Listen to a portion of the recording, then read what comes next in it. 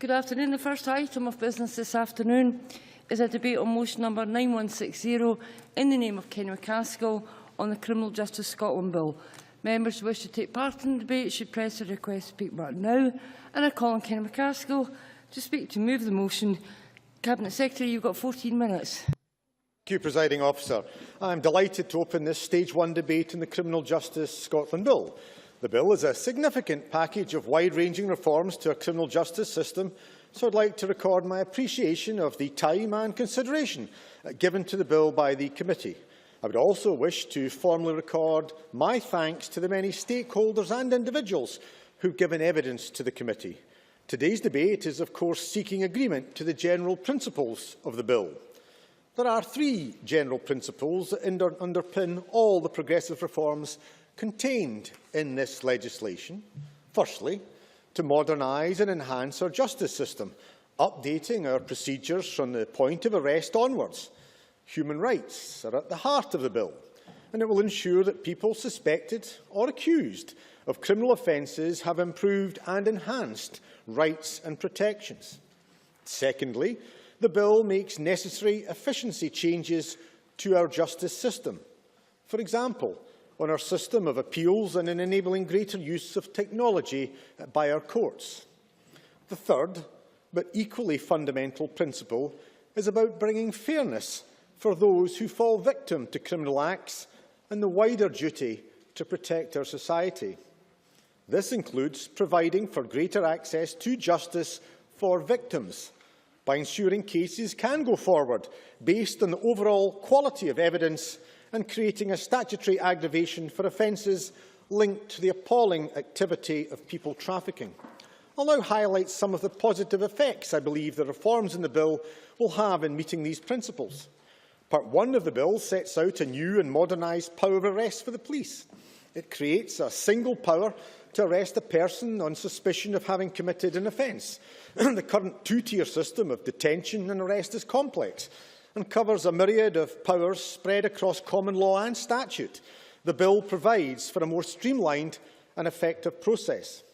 The provisions improve the law, making it easier for the police to apply and the public to understand. And the single arrest power will also bring the Scottish system more in line with ECHR.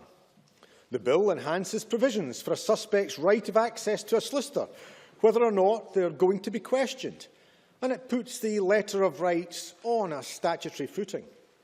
It protects the rights of children and vulnerable people. Scotland's Commissioner for Children and Young People has welcomed the fact that the bill defines a child as someone under 18. Additionally, the bill allows a protected level of self-determination for 16 to 17-year-olds, recognising that these young people, in other circumstances, are entitled and able to make their own decisions. The bill also reflects the fact that modern policing needs modern powers. Today's investigations are often complex and protracted. In part, this is down to recent developments in technology. Police now regularly have to undertake extensive examinations of electronic data. This takes time. The bill seeks to balance the needs of the modern investigation and the rights of a suspect to liberty. As part of this, the bill introduces investigative liberation. This enables the police to continue to investigate incidents whilst at the same time allowing a suspect to be at liberty with or without conditions. I am aware of calls by the police to allow for possible extensions to the 12-hour detention limit for keeping people in custody in exceptional cases. Extensions are used very rarely, but can be essential for the investigation of some of the most serious criminal acts, or, for example, where the suspect is intoxicated. There is a particular issue here about balancing the right of liberty of an individual against the rights of the public to be protected, and I would like to hear the views of members on the potential for an extension to the 12-hour detention period in exceptional circumstances. The Criminal Justice Bill also includes a number of provisions that will improve the efficient operation of our justice system, reducing unnecessary delays and wasted court time. Efficiency within solemn procedure will be enhanced. For instance, by creating a duty for the prosecution and defence to communicate before a trial, to ensure that a case is ready to proceed. As part of this package of reforms, the bill increases the pre-trial time limit from 110 days to 140 days, in line with that in the High Court. And I am pleased the Justice Committee accepted the need for this change, and I confirm that we will monitor its implementation. In addition, many of Lord Carloway's recommendations to ensure that appeals are handled in a timely manner are taken forward. It's in everyone's interest that appeals proceed in good time. It means faster resolution for both appellants and victims. But the bill's scope goes beyond the modernisation of practice and extending the rights of suspects. It also seeks to improve how we as a society respond to criminal behaviour. For example, by increasing the maximum term for handling offensive weapons, we'll send a clear message about the consequence of carrying knives on our streets.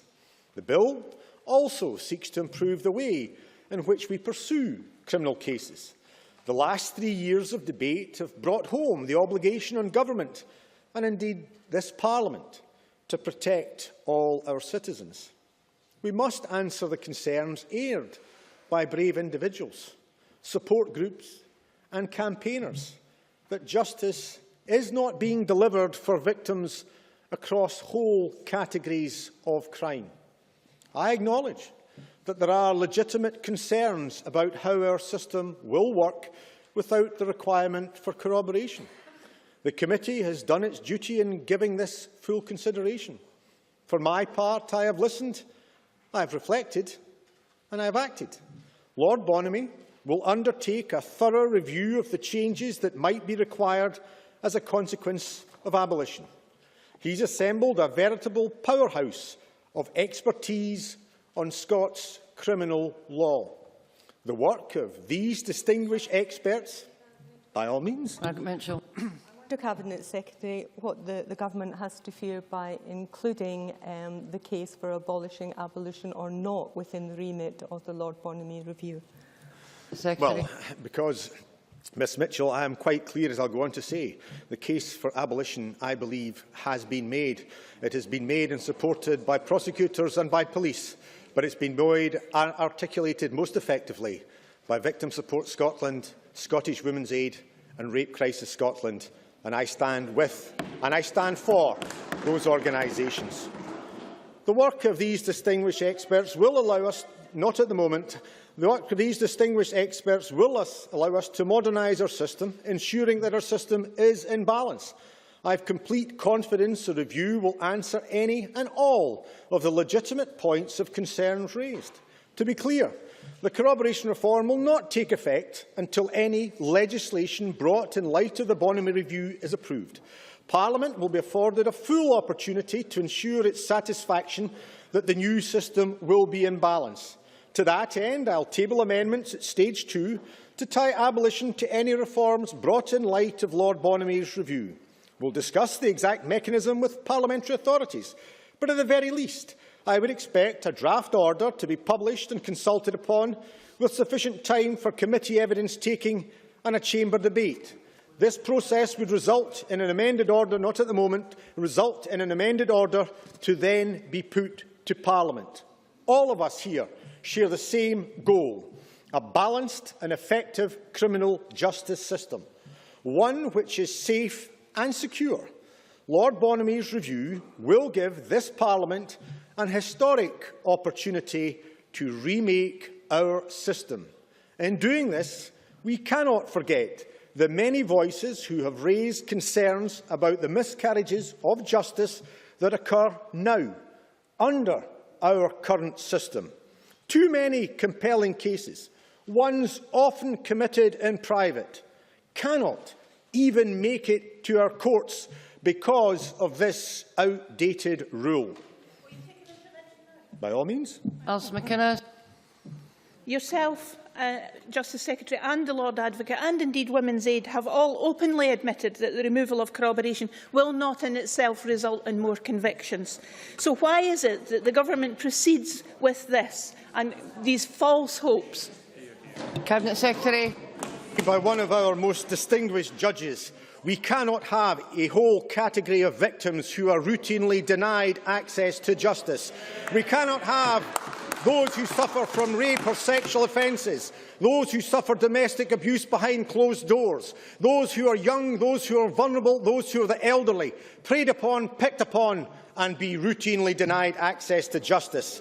The voices of brave individuals have been echoed by the professionals who see the very personal and devastating impact the corroboration rule can have in practice. Not only are police and prosecutors, but groups such as Victim Support Scotland, Rape Crisis Scotland and Scottish Women's Aid, all of which play such a vital role in supporting the victims of crime. On Wednesday, I visited Assist, an organisation based in Glasgow, which does great work to support the victims of domestic abuse. Not at the moment, the difficulties posed by the corroboration rule in pursuing individual, real cases could not have been more apparent. We've heard from Police Scotland that there are over 3,000 cases every year that they cannot send to prosecutors because of the corroboration rule. These are cases where there is quality evidence that would merit further consideration in other systems. We cannot refuse to listen. We're talking about not just hundreds, but potentially thousands of compelling cases being denied justice in this country under the current system. These are not just numbers, but real people's lives. After so much debate, we must now act. This bill sends a clear message that Parliament has listened and is acting to address this injustice. The corroboration reform must stay in the bill. Commencement must wait until Lord Bonamy reports, but there must be no unnecessary delay. The reform must go forward now in this legislation. If you vote to take this provision out of the bill, you are voting to continue this injustice in Scotland for so many. The extent of that injustice, not at the moment, the extent of that injustice is clear. Mr. Rennie, Mr. Rennie. The Carloway Review identifying 268 serious cases dropped after an initial court appearance in 2010, where there would have been a reasonable prospect of successful prosecution. The 170 rape allegations in the last 2 years, where the Lord Advocate said that no proceedings were taken because of insufficient evidence. The Crown Office research last year that suggested around 60%, that's 2,210 cases, domestic abuse could have progressed under the new prosecutorial test. I have listened and I have acted on the legitimate concerns raised. I now ask Parliament to listen to the voice of those representing some of the most vulnerable people in our society and to support the general principles of this bill in its entirety. I repeat that abolition will not occur until Parliament has approved any additional reforms brought forward in light of Lord Bonamy's review. With that assurance, I invite Parliament to approve the new guiding principle for our system, that cases in future will go forward based on the overall quality of evidence. We need to set that important principle now and move discussion on to how to ensure a modern, efficient and fair justice system fit for 21st century Scotland. Presiding Officer, this bill contains many important reforms. I look forward to a constructive debate and I move that the Parliament agrees to the general principles of the Criminal Justice Scotland Bill. I now call on Margaret Mitchell to speak to and move amendment number 9160.1. Ms Mitchell, you've got 10 minutes. Presiding Officer, can I begin by thanking the numerous witnesses who gave evidence and the clerks to the Justice Committee for their work in helping the committee members to compile the Stage 1 report of the Criminal Justice Scotland Bill. I also pay tribute to the convener and my fellow committee members for their efforts and the spirit in which this powerful and compelling report was produced. The bill implements recommendations made in two separate expert reviews, one by Sheriff Principal Bowen on sheriff and jury procedure and one by Lord Carloway on criminal law and practice, set up in the wake of the Cadder case, which resulted in the provision that suspects have the right to legal representation when detained for questioning by the police. Part 3 of the bill on solemn procedure was welcomed by the committee and includes a proposal to introduce meetings between prosecutors and defence and others seeking to reduce unnecessary delays in criminal trials. Part 1 of the bill contains provisions for arrest and custody. Here, in attempting to simplify the powers of arrest, there is a very real danger that the changes proposed have instead done little more than confuse the situation. For example, currently, when a suspect is detained for questioning, the general public realise that they have not been charged and that the presumption of innocence is still very much evident. By changing this term to arrest, I believe the public perception will be the person is, to use the Cabinet Secretary's phraseology, officially accused. Indeed, the Cabinet Secretary's response to the report and the introduction of terms like officially accused and not officially accused does little to allay these fears. The Cabinet Secretary giving evidence also introduced a somewhat unhelpful term of de-arrest, which he said he would bring forward as an amendment at stage 2. I'm glad he has now decided to drop this rather ridiculous wording. However, it is the Cabinet Secretary's deafness to the justified concerns to Part 2 of the bill and the Section 57 provision to abolish the general requirement for corroboration which has caused such a storm of controversy. He has consistently attempted to misrepresent and polarise this as a debate with victims on one side and the legal profession on the other. This is not only a complete distortion, but it also insults all those who oppose this move, including the signatories to the amendment in my name. I don't doubt the Cabinet Secretary's concern for victims, but equally, I don't doubt the concern of leading judges, or the Law Society, or the Faculty of Advocates, or the Scottish Human Rights Commission, or the cross-party group on adult survivors of childhood sexual abuse. All these organisations oppose Section 57 of this bill, not because they have an axe to grind, but because they don't believe it would be in the interests of the criminal justice system or victims of crime. Certainly. She missed out on police and prosecutors. Do they not have a say? I was listing the people who had listed their opposition, and as you know, Cabinet Secretary, for one reason or another, the police gave very confused and changed their position during evidence. The views of those who have expertise and in-depth practical experience of the operation of the criminal justice system cannot and should not be dismissed. Yet this is what the Cabinet Secretary has attempted to do with now well-researched assertions, including the assertion corroboration is archaic. In fact, as eloquently explained by Lord Gill when giving evidence to the Justice Committee, the rule of corroboration is not some archaic legal relic from antiquity. We did not get where we are by accident. The fact that our law has this rule, a rule that I regard as one of its finest features, is the result of centuries of legal development, legal thought, and the views of legal writers, politicians and practitioners down through the ages. It has been found to be a good rule. I simply ask the committee to listen to the wisdom of the ages. It has a lot to tell us, not just now. Furthermore, a key part of the government's argument for abolition is that access to justice will be improved, especially, I want to make some progress, Cabinet Secretary, especially for the victims of interpersonal crimes such as rape and domestic abuse. But more prosecutions are not the same as more convictions, and there is nothing just in putting victims through the ordeal of gruelling interrogation by the defence, where under the government's proposal their evidence could be the only source available, and then for these victims to see the accused acquitted. Corroboration is not an overly onerous requirement, particularly in the light of the increasing availability of CCTV and DNA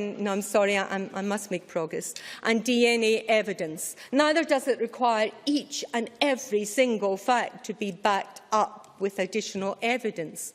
It only applies to the essential facts of a case, namely that a crime was committed and the accused committed it. And here, there is a definite need to look at how the Crown is applying the requirement and whether the belts and braces approach, where every fact is corroborated, is necessary and is preventing cases with a realistic prospect of conviction going to trial. Not just now, Mr Stewart. I may be able to as I progress with the speech.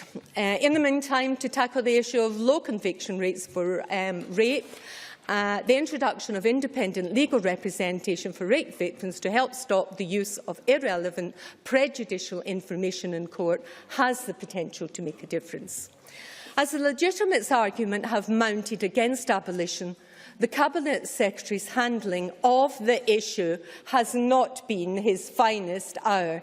In one evidence session alone, he contradicted himself, first telling the committee that the abolition of the general requirement for corroboration could not be removed from the bill, as it must be implemented immediately to give access to justice for victims of rape and domestic abuse. Then he stated it was necessary to take time to get the legislation right.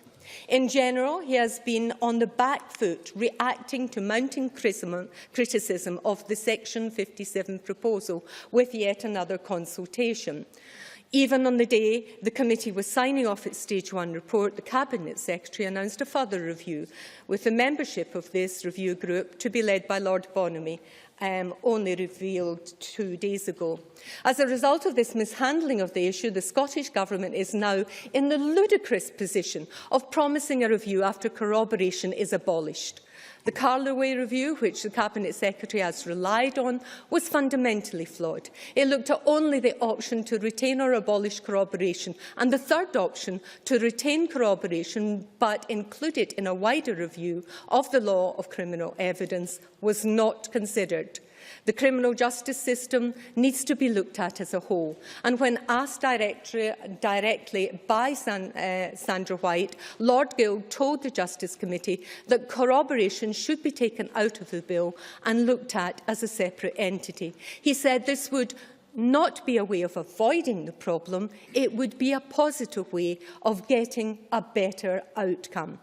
I don't accept the Cabinet Secretary truly believes the retention of Section 57 is the best way to legislate. I'll make progress. He is asking the Scottish Parliament to pass bad law and to vote to abolish corroboration before we know what system is going to replace it, on the promise of that review, about which little is known, that this may fix the issue. Presiding Officer, the integrity of the Parliament is at stake here. The Justice Committee is not convinced by the Scottish Government's proposal, and the Scottish Government should listen.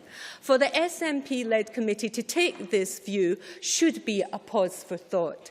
And it is an indication of the strength of feeling within the Parliament about the Government's proposal in Section 57 of the bill that this reasoned amendment in my name has been tabled with the support of the opposition parties and independent members John Finney and Margot MacDonald. Margot has confirmed in no uncertain terms her opposition to Section 57. I ask members to note her comments. So Labour, Conservative, Liberal Democrat, Greens and independent members have come together to put party differences behind them to focus on the issue of corroboration.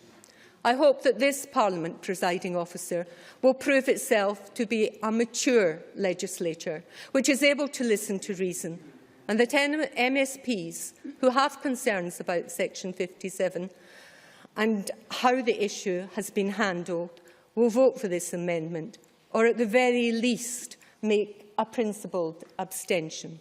I move the amendment in my name.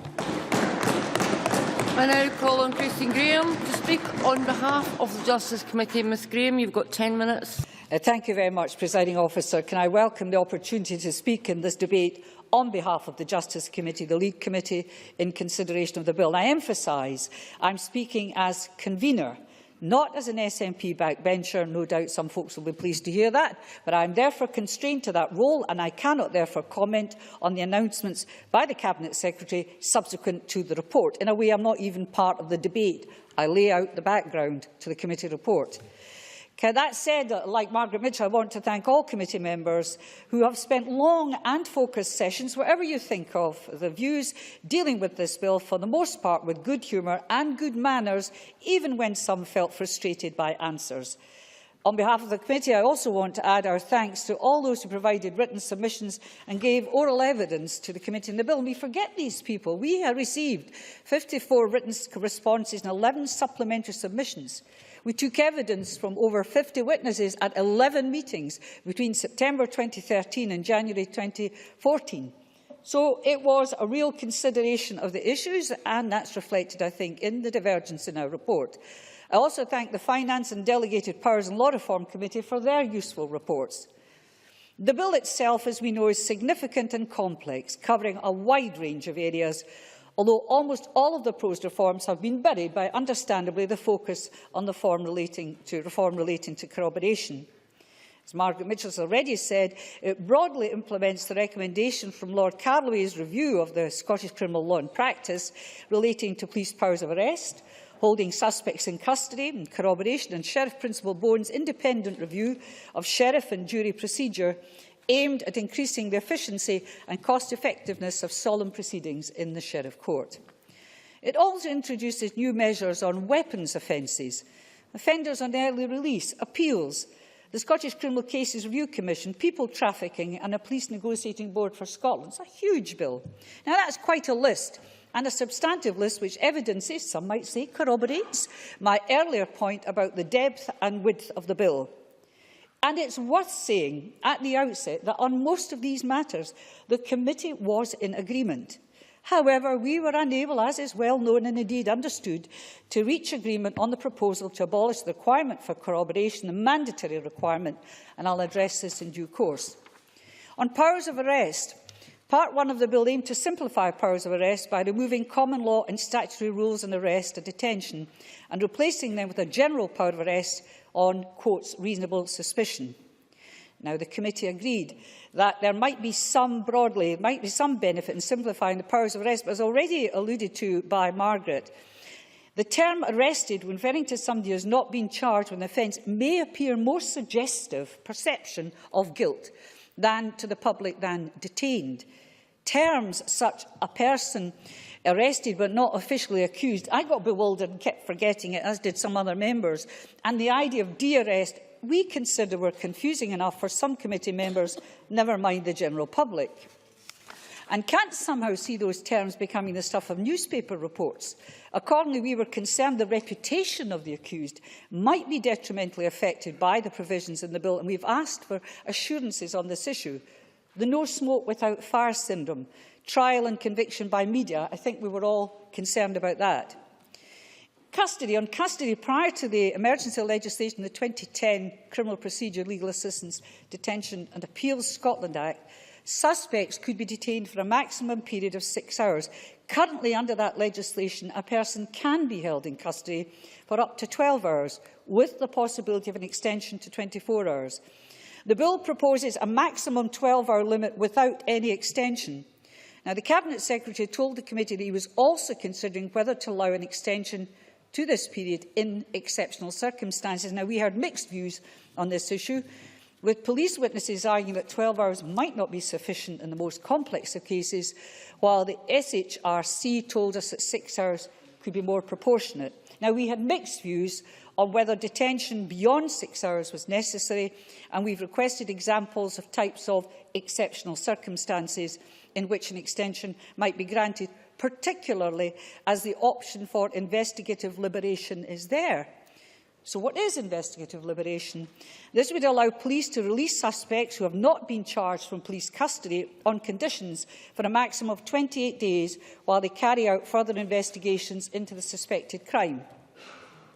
The committee has asked for assurances that investigative liberation will not have an unnecessary impact on the suspect's private life, while allowing the police to conduct complex investigations which could not be completed while the person is initially detained. We were assured by witnesses that it would not be used for a fishing expedition for evidence. We also noted that this and other aspects of the bill could have resource implications for the police, which would need to be considered. On corroboration, let me make it clear all members of the committee wanted to see more successful prosecutions, in particular of crimes of a sexual nature, such as rape, which, as we understand, together with other similar offences, provided the momentum for reform. So Part 2 of the bill aims to abolish the general requirement for corroboration, and it's proved the most difficult, quite rightly, for the committee, with strong views on both sides of the debate. And I emphasise general requirement because while the debate has focused on the crime I have just illustrated, the abolition of the requirement of mandatory corroboration would apply across all crimes where it is currently a requirement, such as shoplifting, vandalism and so on. And I ask members, please, not to lose sight of that, nor to misunderstand. I really can't respond because I've got to keep to the report, if you understand me. Ruth Davidson. Well, I understand that the member is speaking as the chairman of the committee, but she's also speaking as a member of the class of '99 in this chamber. And can she explain to a new member, like myself, if she can recall at any time in the history of this Parliament where members have been asked to vote to fundamentally change the law, but will only find out what they're being asked to change it to afterwards, and how can she recommend that? Now, I say to Ms Davidson, that's very naughty, because I made it plain from the very, very start, in fairness to all committee members, and I like to have a rammy in a debate as much as any other. I speak as convener, and I'm not going to enter into those points. Another day, perhaps. So I'm going to go back to the general requirement. Now, I want to make it plain, and I shouldn't have to say that. I'm going to say that corroboration does not mean the requirement for an eyewitness other than the alleged victim. Some witnesses argued that removing the corroboration requirement would achieve access to justice, in quotes, for more victims of crime, as already indicated, by allowing more victims of rape, sexual offences and domestic abuse to have their day in court, to have their say. Others argued that corroboration is a vital safeguard against— I'm coming to my point, you will be reflected in. Others argued that corroboration is a vital safeguard against wrongful conviction, and therefore the requirement for corroboration was itself this safeguard. There were mixed views on the committee, indeed witnesses, about what is meant by corroboration. This mixed view extended to the difficulty in understanding what is the legal or technical distinction between supporting evidence and corroboration. Now, both the Lord Advocate and the Cabinet Secretary gave some indication that supporting evidence could be required in cases where corroboration is not available. We received limited information on how this might work in practice, and we therefore asked the Scottish Government to provide specific information on how any requirement for supporting evidence would differ from the current need for corroboration. Now, the same issue rose in agreeing what the term access to justice meant. For some, it meant getting the case to court. For others, it meant a successful conviction, and that's another problem for the committee. So while all members have serious concerns about the low prosecution and conviction rates, in particular sexual offences, rape and domestic abuse, we could not reach agreement on whether removing such an integral part of the criminal justice system would improve, quotes, access to justice, whatever it means to members, for these victims in a meaningful way. So if I want to read what we actually said, I've only got 1 minute to read what we actually said. I think it's important. This is the conclusion. The committee is convinced that if the general requirement for corroboration continues to be considered, this should only occur following an independent review of what other reforms may be needed to ensure that the criminal justice system as a whole contains appropriate checks and balances. The next bit is the majority of committee members do not believe, in the event that the requirement for corroboration is abolished, that concerns relating to the need for further reform can be adequately explored during the passage of bill. The Cabinet Secretary's proposal that commencement of the provisions abolishing the requirement for corroboration be subject to a parliamentary procedure requires further explanation and consideration, which the committee requires before stage 2. So that's the 2 points that the committee made. And I've tried as fairly as possible, I've done as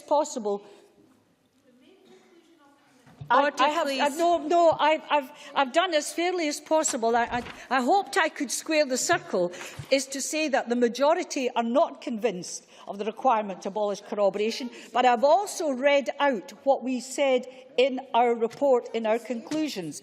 And I have to say to the other members, I hope I've reflected what is an extremely difficult issue, and I know is an issue across this Parliament and splits groups in this Parliament. It splits the Labour Party and it splits the SNP and others. I know that for a fact, but I speak to the committee report and I look forward to the debate, which unfortunately I can't join. Thank you very much. I now call on Graham Pearson. 6 minutes, please. Thank you, Presiding Officer. Can I begin by commending the convener of the Justice Committee for the fairness with which she has reported deliberations. I'm not a member of the committee, but on those occasions that I attended, I believe that the convener has given a just account of deliberations on the days that I attended. I also commend the committee, the clerks and the witnesses who came forward for the work that's been done hitherto. I do remind the Chamber that the entire bill deserves thought and some consideration.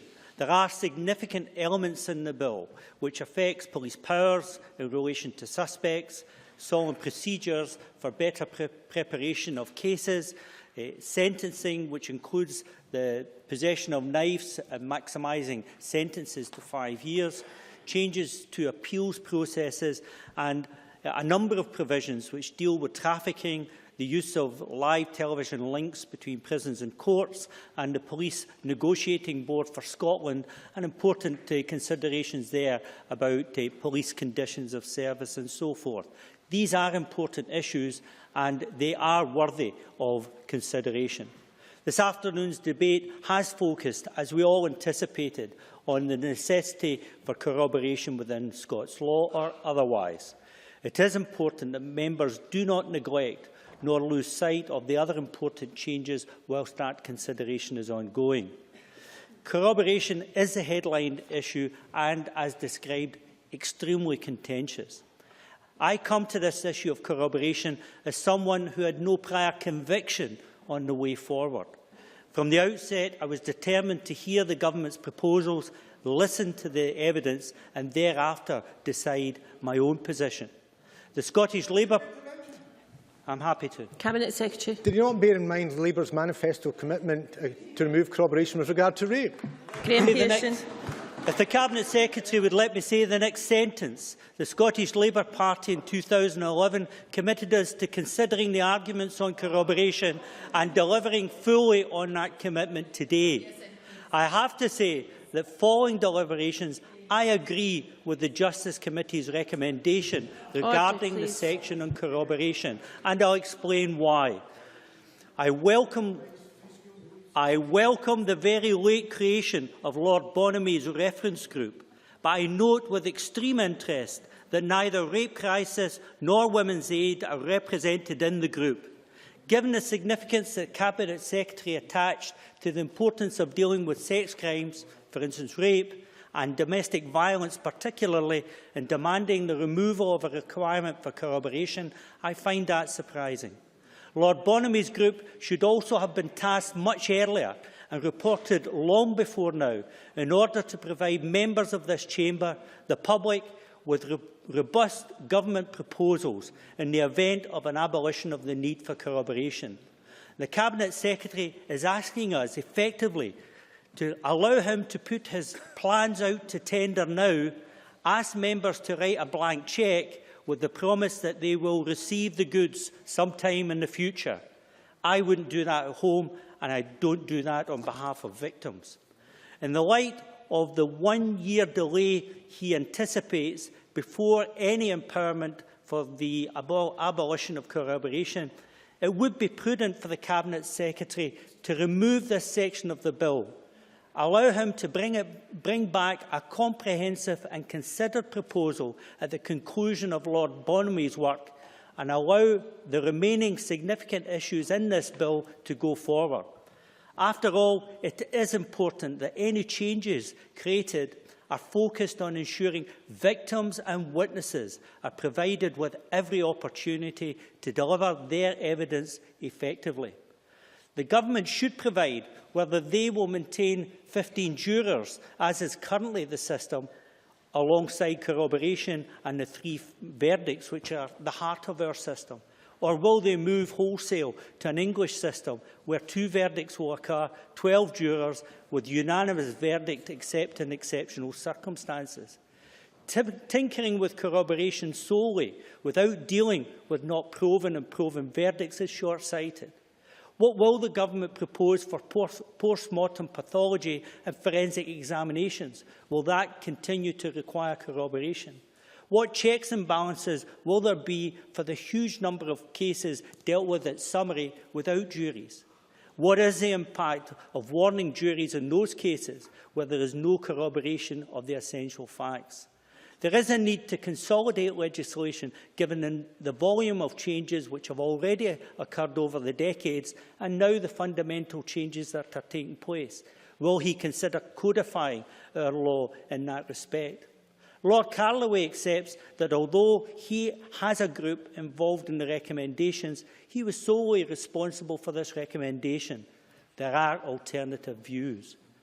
Justice for the victims of rape and domestic violence requires a cultural change in public attitudes. It can't simply be dealt with by removing one part of the justice system. In the proposal, the requirement for corroboration will be abolished for all crimes, not only one-to-one crimes. It would apply, for instance, to trade unionists in a picket line, a youngster accused of shoplifting.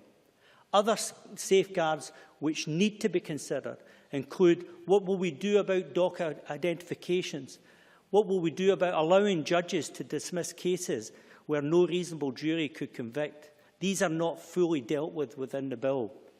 But in any case, changing the jury verdict requirements as proposed in the current bill is no safeguard for the 96% of cases which are heard without a jury. Draw to a conclusion, please. The key issues are: how will we protect victims, their medical histories and private lives? How will we defend victims from hostile and inappropriate cross-examinations in this new environment? How will we decide jury verdicts? What will we do with judicial examination? And how will we empower our judges for the future? I'm afraid you must close, Mr. Please take time to reconsider. Allow this part of the bill to be held in abeyance and to be considered in the round in a year's time when it can come back to this chamber fully considered. I implore you. Many thanks. We now turn to the open debate, speeches of 6 minutes. If members are disciplined about that, then I should be able to call everyone who wishes to speak. Christian Allard, to be followed by John Pentland. Thank you, Presiding Officer. I would like, first of all, to thank the members of the Justice Committee, my fellow members, and our convener, Christine Graham, the clerks and everyone involved in putting together this Stage 1 report. As you have heard earlier, the Justice Committee agreed to support the general principles of the bill.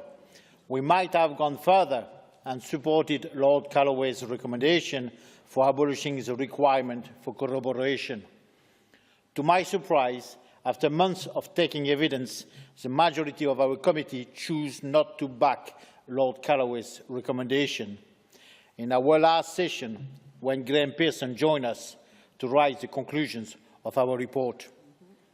Presiding Officer, I would like today to concentrate on why the minority of members of the committee, like myself, who listened to evidence for months from judges and the prosecutors, the police and victim support organisations, why we concluded that we must trust our police, prosecutors, judges and juries to deliver equal justice for all. The case has been made. We must move forward, not sit on our hands, and vote today to support this bill, including the proposals regarding the corroboration provisions. John Finney. I'm grateful for the member taking an intervention. Did the member change his views on the police approach to this attitude when the police themselves changed their views? Christian Allard. I thank the member for the intervention, and I will come into this during my speech. We all recognise that the situation in which we find ourselves is not of our own making. The Cadre ruling in October 2010 started this process to reform our criminal justice system. Let me point out, the Scottish Secretary wasted no time to respond, and emergency legislation followed. Lord Calloway was asked in December 2010 to head a review team. The review process involved a range of evidence gathering, research, analysis and consultation. The consultation process ran from April to June 2011. Then the Justice Committee considered Lord Calloway's report, followed by more consultations, 2 from the Scottish Government during 2012 and 2013, before this bill came to our committee.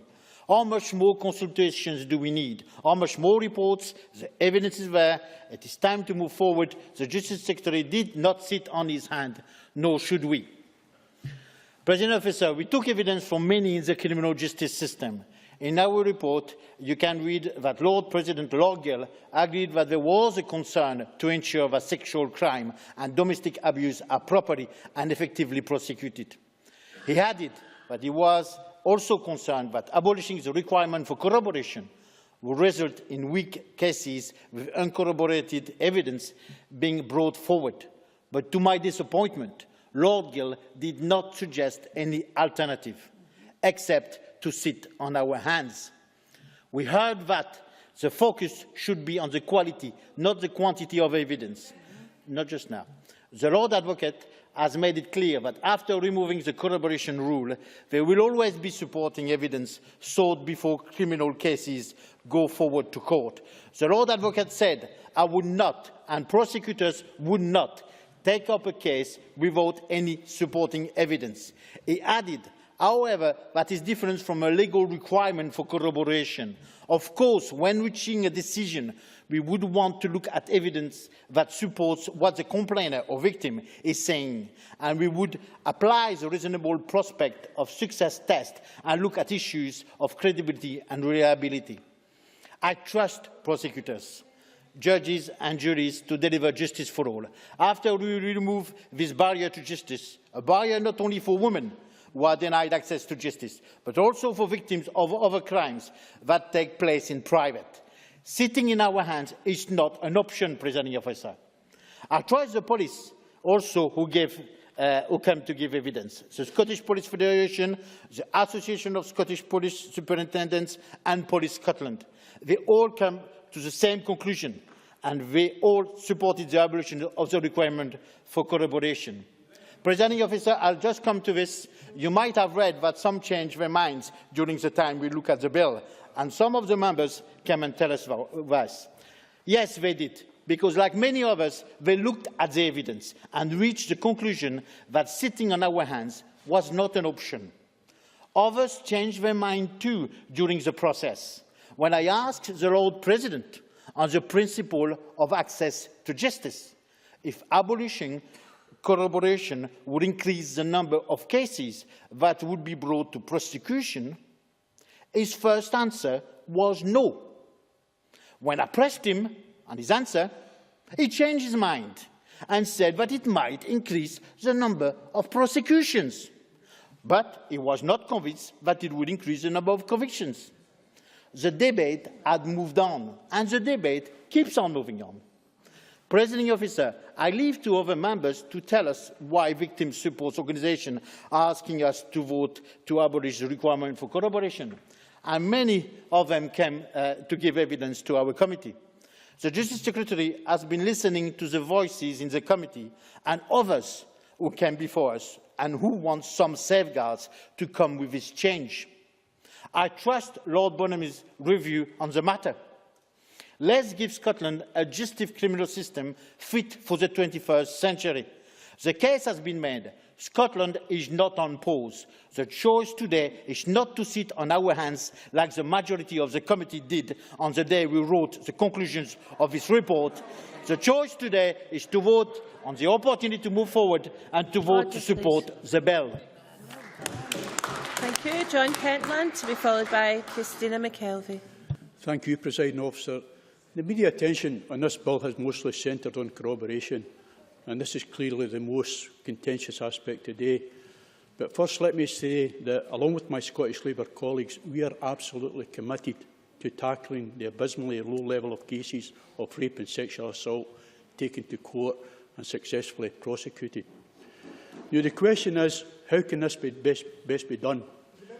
And to do that, Cabinet Secretary. The Advocate has stated that in the last 2 years, 170 cases could not be brought because of the lack of corroboration. Could Mr Pentland tell me how Labour proposed to address that? John Pentland. well, I think we would probably help secure an answer from us was if you would allow the review that Lord Bonham was taking to be part of the corroboration, when the Act comes again. We think that corroboration should be removed from the bill just now, allow Lord Bonham to come back with his review, and then we can make but let's, don't forget, don't try and play with words here. We're as serious about helping these people as what you are, Cabinet Secretary. Through the Chair, please. Now, to do that, obviously, the solution has to be right, not something that has an appeal of simplicity, but then fails to address the complexity of the problem. I sat and listened carefully to a lot of conflicting evidence on this issue. On one hand, we had the legal establishment close ranks and resisted any change. They depicted the proposal as an attack on fundamental human rights that would lead to miscarriages of justice. On the other hand, we have the victims who are denied access to justice because their cases, which might otherwise be strong enough to secure convictions, do not meet the strict rules of corroboration. So to address these cases, the Scottish Government wanted to remove corroboration across the board. Now, at first sight, this seemed an attractive solution to me. After all, cases would still need to be proven beyond reasonable doubt, and there should be appropriate safeguards, with corroboration continuing to be sought wherever possible. Now, as I considered the pros and cons of removing corroboration, however, a number of things became clear. One is that the evidence put forward by both sides of the argument is, to say the least, patchy and inconclusive. Comparisons do not compare like with like. Evidence such as about additional convictions and wrongful convictions varies from speculative to hypothetical, and some of that would not be admissible in court. Indeed, it was admitted that the assertions about the dangers of wrongful conviction were impossible to prove. Now, while that might not always be an obstacle in politics, I believe that it's a serious matter for legal debate. Now, while the government majority in the Parliament is able to bulldoze reform, I detected that there were signs of movement in the legal establishment's position. Lords Cullen and Hamilton conceded that allowing exemptions from corroboration requirement in certain cases might be preferable to outright abolition. Now, with the prospect of a backbench rebellion, because the whole legal establishment were against it, the Justice Secretary has offered a review.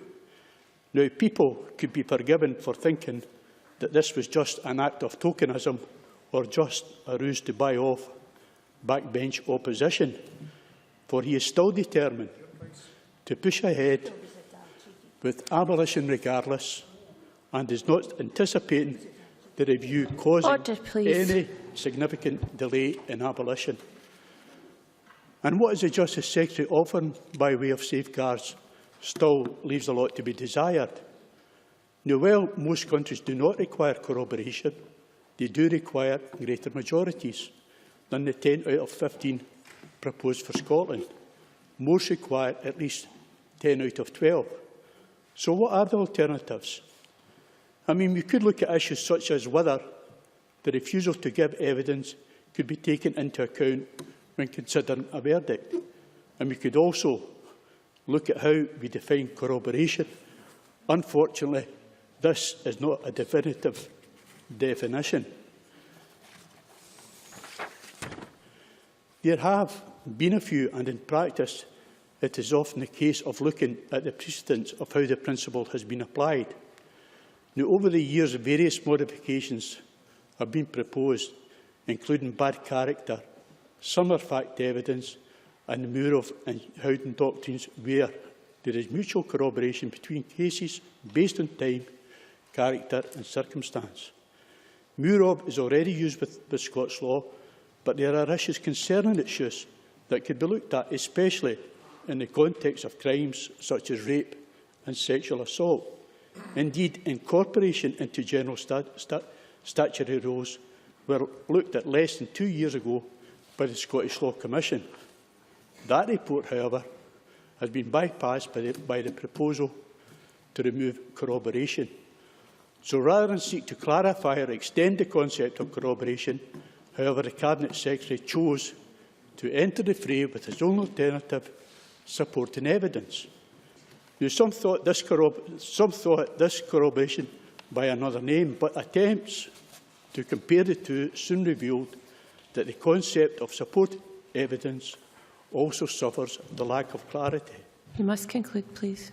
So far from helping, it was muddying the waters. Frankly, the more you look into the debate, the messier it becomes. And I don't think that the proposal should be pushed through as a political football just to tick a few boxes. I'm afraid you need to close. So I would hope the amendment will give us the time that is needed for careful consideration of all the issues and options.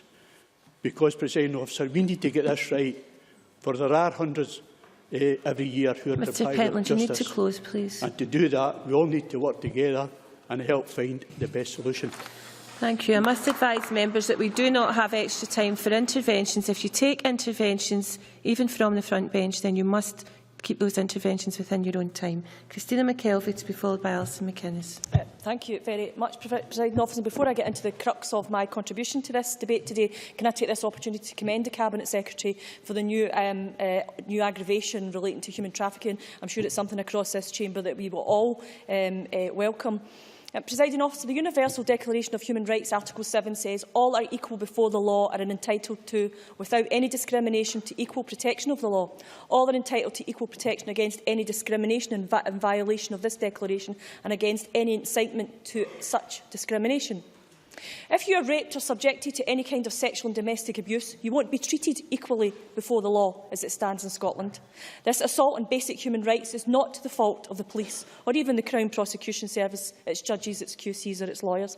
It is the fault of our failure, until now, to alter the legislation so that it can take into account the need to bring to trial the brutal and vicious men, virtually all are men, whose idea of a cosy night in is to get drunk, rape his partner and then batter her into unconsciousness before going back down the pub to tell his pals.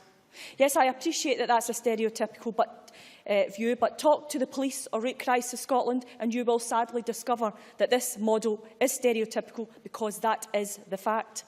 And it's usually how it happens. As co-convener of the cross-party group on men's violence against women, I see time and again, depressingly, very depressingly, just how accurate that stereotype is. It sounds like cavemen fighting over their spoils. The women, they say, asked for it, or provoked me that much that I hit out. 21st century cavemen indeed. I gave her a good doing isn't just the language of cavemen. It is alive and thriving in certain favoured drinking dens across Scotland and in, more importantly, the private homes of too many women. So as George Oswell put it, in these circumstances, all animals are perhaps cavemen. All animals and perhaps cavemen are equal, but some are more equal to others. Napoleon the Pig, in my opinion, is well titled. We deservedly see ourselves as a progressive, forward-thinking nation with a wealth of history to support us in these ambitions and to continue to push us forward towards a fairer and more egalitarian society. I am absolutely astonished at the position Labour have taken on this today. The Bain principle is alive and well in this Scottish Parliament. So why is it that some of us seem to be so reluctant to change legislation that is outmoded, out of credibility and out of place, much like Labour's position today? Corroboration as a legal principle in Scots law demands that two different forms of evidence must be in place before a decision is made upon where a case can go to trial. In a rape case, you need two forms of evidence: that penetration took place, two forms of evidence that there was no consent and the accused acted with malintent, and two forms of evidence that it was the accused who committed the crime. The complainer has to prove that the accused understood that the act was not consensual. How do you do that? if the accused says, oh, she likes it that way? How can she prove that, in fact, she didn't and doesn't like it that way? A legal worker from Scottish Women's Aid, Louise Johnson, told me recently, I had a phone call with her yesterday, it is profoundly shocking and demeaning how women who are victims of sexual or domestic abuse are treated in our courts. For example, a request to look at previous sexual history may turn up some previous offences, but it is often used as a way of attacking the woman's morality. She also said it is very rare that if a case gets to court at all, that it is a single event. There will almost always be a background of coercive, controlling and violent behaviour. There is no question that we need to have a robust evidence gathered to put before the Procurator Fiscal so that cases can come to court and have a reasonable chance of a successful outcome. But just saying, that there's not enough evidence, therefore they shouldn't get to court, is not good enough. Removing the need for corroboration in abuse cases does not undermine that demand in any way. On the contrary, it allows women who in the past were denied the opportunity to go to court the chance to get justice and move on with their lives. Many have attempted and committed suicide because they haven't had that access to justice, and that's an indictment on all of us. Currently, there are a significant number of victims of sexual violence and domestic abuse whose cases don't go to court. 2,800 cases of domestic abuse in the last 2 years, 170 rape cases. Now, the Tories, the Liberals and, astonishingly, the Labour Party in this might be happy with that, but I'm sorry, I will not have that on my conscience today. This isn't some airy-fairy notion of correcting imbalance. With the Council of Europe Convention of Preventing and Combating Violence Against Women and Domestic Violence, the Istanbul Convention, the action of preventing and combating such violence is no longer a matter of goodwill, but a legally binding obligation, and the steps proposed by this government are a moral imperative. Some governments, including our own, are already implementing at least some of the elements of that convention, but we must do more. We must implement all of its demands as to reduce and ultimately eliminate the obstacles that limit women's opportunities to claim their rights in court. The burden of proof for rape in Scotland is extremely high. Currently, not only does the Crown have to prove and corroborate the sexual intercourse took place and the complainer did not consent to it, they also have to prove and corroborate the accused knew the complainer wasn't consenting. Because we've always done it this way is not an adequate reason for continuing the corroboration clause. We have a duty to the victims in Scotland to actively seek to remove, as far as legislation can, the barriers that limit access to justice for them. On top of the fear, the shame, the lack of awareness about official procedures and assistance available, economic dependence and concern for children, women face this additional and unnecessary burden in the judicial process. In Scotland, until 1992, you could not be raped in a marriage. Equal marriage was only agreed recently in this Scottish Parliament. Sometimes we need to be bold in the face of opposition and do what is morally right to ensure equality and justice, and this is morally right. And I ask all of my colleagues to search their conscience before pressing their button at 5 o'clock. Thank you, Alison McInnes, to be followed by Annabel Ewing. Thank you very much. The Criminal Justice Bill contains a number of welcome reforms, and there is clearly need to ensure Scotland's criminal law and practice comply with the European Convention on Human Rights. During Stage 2, we should carefully consider many issues the committee identified, including investigative liberation, the appropriate detention limit, use of the term arrest, and the basis on which all of those are conducted. Turning briefly to matters that are not in the bill, I share the belief of children's charities such as Barnardo's that the Scottish Government has missed an opportunity to raise the age of criminal responsibility from 8 to 12, and I hope we can return to that at Stage 2. But in the short time available, I must focus on the part of the bill which has rightly attracted the most attention, and I am, of course, talking about Section 57 and the proposal to scrap the requirement for corroboration. When Parliament first debated Lord Carloway's review back in 2011, the Justice Secretary told us that he wanted, and I quote, to hear the views of those who disagree in whole or in part, with what would clearly be a momentous reform, and he claimed there is no political dogma. Since then, he has been patently partial, relentlessly pursuing only one outcome, unwilling to act as the guardian of the wider justice system. The reasoned pleas of Scotland's top judges, including the Lord President, legal professionals and human rights organisations have been ignored. The Justice Secretary quotes emotive cases and anecdotal evidence to make his case. Now, I don't doubt that he speaks of genuine grievances and wrongs, although I find it insulting that those who think that we don't actually care about these genuine grievances, it is quite wrong. But this is a sweeping change that will impact upon every criminal case, summary and solemn. And choosing to portray this debate as a contest between some sort of primitive justice system and the blood and tears of victims is disingenuous, misleading and devalues the debate. I agree that we must strive to enable victims of rape, sexual assault and domestic abuse to achieve justice. However, it is because I am entirely sympathetic to their plight that I am concerned about this proposal. In the absence of corroboration, more prosecutions could rest on the credibility of the alleged victim. They could increasingly be subjected to the already unbearable cross-examinations that Christina McKelvey talks about. The he said, she said scenarios will make juries more reluctant to convict. Also, the Lord Advocate, the Justice Secretary himself and Rape Crisis Scotland have all openly admitted that they do not believe that it will result in more convictions. Simply increasing the number of cases that reach court is not enough. Without also endeavouring to improve conviction rates, we are offering victims nothing more than false hope. And the committee concluded that abolition will not improve access to meaningful justice. So that's why we need a wide-ranging, inquisitorial examination of how the entire system can better respond to offences that occur behind closed doors. I don't defend corroboration because of tradition. It is so much more. It protects against miscarriages of justice, false accusations, wrongful convictions and the erosion of the presumption of innocence. This pillar of our justice system cannot be removed without making the whole structure unstable. And in the absence of equivalent checks and balances that exist in other jurisdictions, it is central to ensuring that our courts secure the right conclusion through fair means. Now, after months of meticulously exploring detailed evidence, the Justice Committee concluded that the case has not been made for abolishing the general requirement for corroboration, and it recommended the removal from the bill. That is an unequivocal message to the Justice Secretary. The reasoned amendment, tabled by Margaret Mitchell and signed by many of us, is further testament to the gravity of what is at stake today.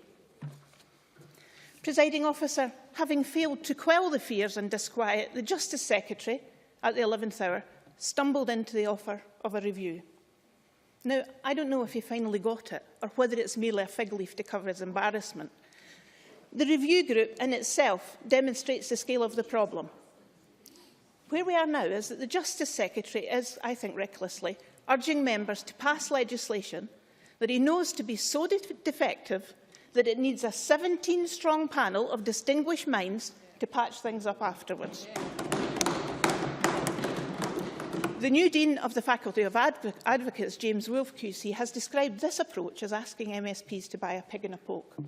Lord McCluskey condemned simply placating opponents with sweeteners, saying that the interests of justice are not served by awarding sops to one side or the other. Members, this is no way to legislate. Secondary legislation should establish comparatively minor details, not define how we prevent miscarriages of justice, not prevent the problems that this bill invites. Despite the Justice Secretary's assurances, everyone here should know that an affirmative instrument leaves no scope for proper parliamentary scrutiny. And in proposing the use of secondary legislation for such a momentous reform, the Justice Secretary demeans his office and reveals his contempt for Parliament. This is now no longer only about whether we think corroboration should be abolished or not. It is also about how this Parliament is regarded, about how seriously we take our role as legislators. And I appeal to SNP members from the class of 99 to think carefully about that. The existing case for abolishing corroboration is deficient and unsubstantiated in so many respects. In this situation, there can only be one logical next step. Accede to the committee's recommendations and remove Section 57 from the bill. Allow Lord Bonamy's group to conduct their review completely unfettered. Parliament can then rightly return to the matter afresh. It is obstinate and absurd to suggest any other course of action. Thank you. Annabel Ewing, to be followed by Rhoda Grant. Thank you, Presiding Officer, and I'm pleased to have been called to speak in the Stage 1 debate on the Criminal Justice Scotland Bill. And at the outset, of course, I would wish to make reference to my entry in the Register of Interest, for I am, in fact, a member of the Law Society of Scotland and I do hold a current practising certificate. The bill before us today, like many criminal justice bills that have preceded it, deals with a number of very important reforms to the criminal justice system, including corroboration. I'll return to that subject later in my remarks. But key amongst the other provisions concern the sections, I believe, dealing with arrest and with custody, and indeed following on from the Cadder judgment and the initial action taken as a result of that case, it has rightly been recognised that there is no longer any merit in having a discrete power of detention. Rather, the bill provides in effect that the only general power to take a person into custody is the power of arrest on reasonable suspicion of having committed a crime. And I believe that that is indeed a great step forward.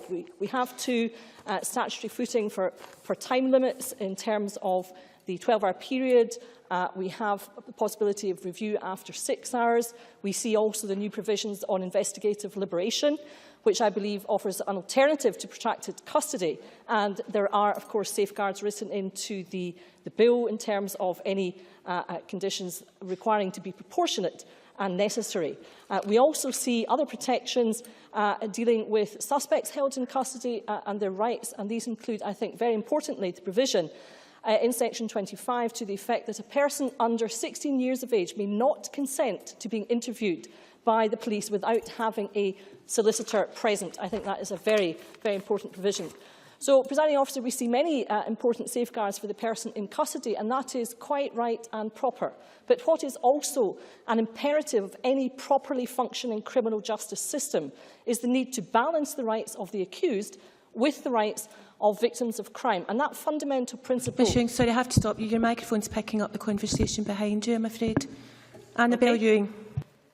Okay, I will continue, Presiding Officer. So that balancing of the interests of the rights of the accused with the rights of victims of crime is a fundamental principle in our criminal legal system.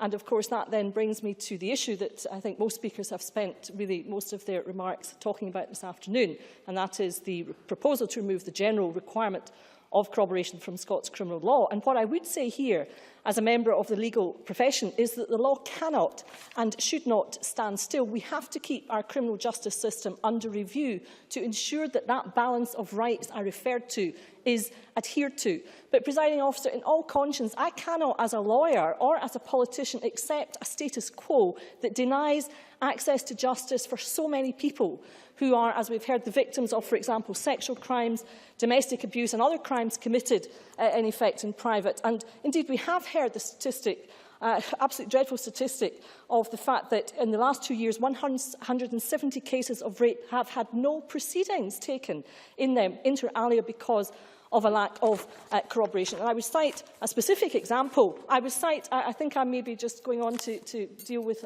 potentially the member's intervention, and I'll cite a specific example, which was the case of Lee Cyrus in Perth, where there was a charge of rape and indeed other charges of assault and robbery, but there was no prosecution. And I wrote to the Solicitor General, Presiding Officer, and I got a reply to my letter dated 31 December 2013 from the Solicitor General.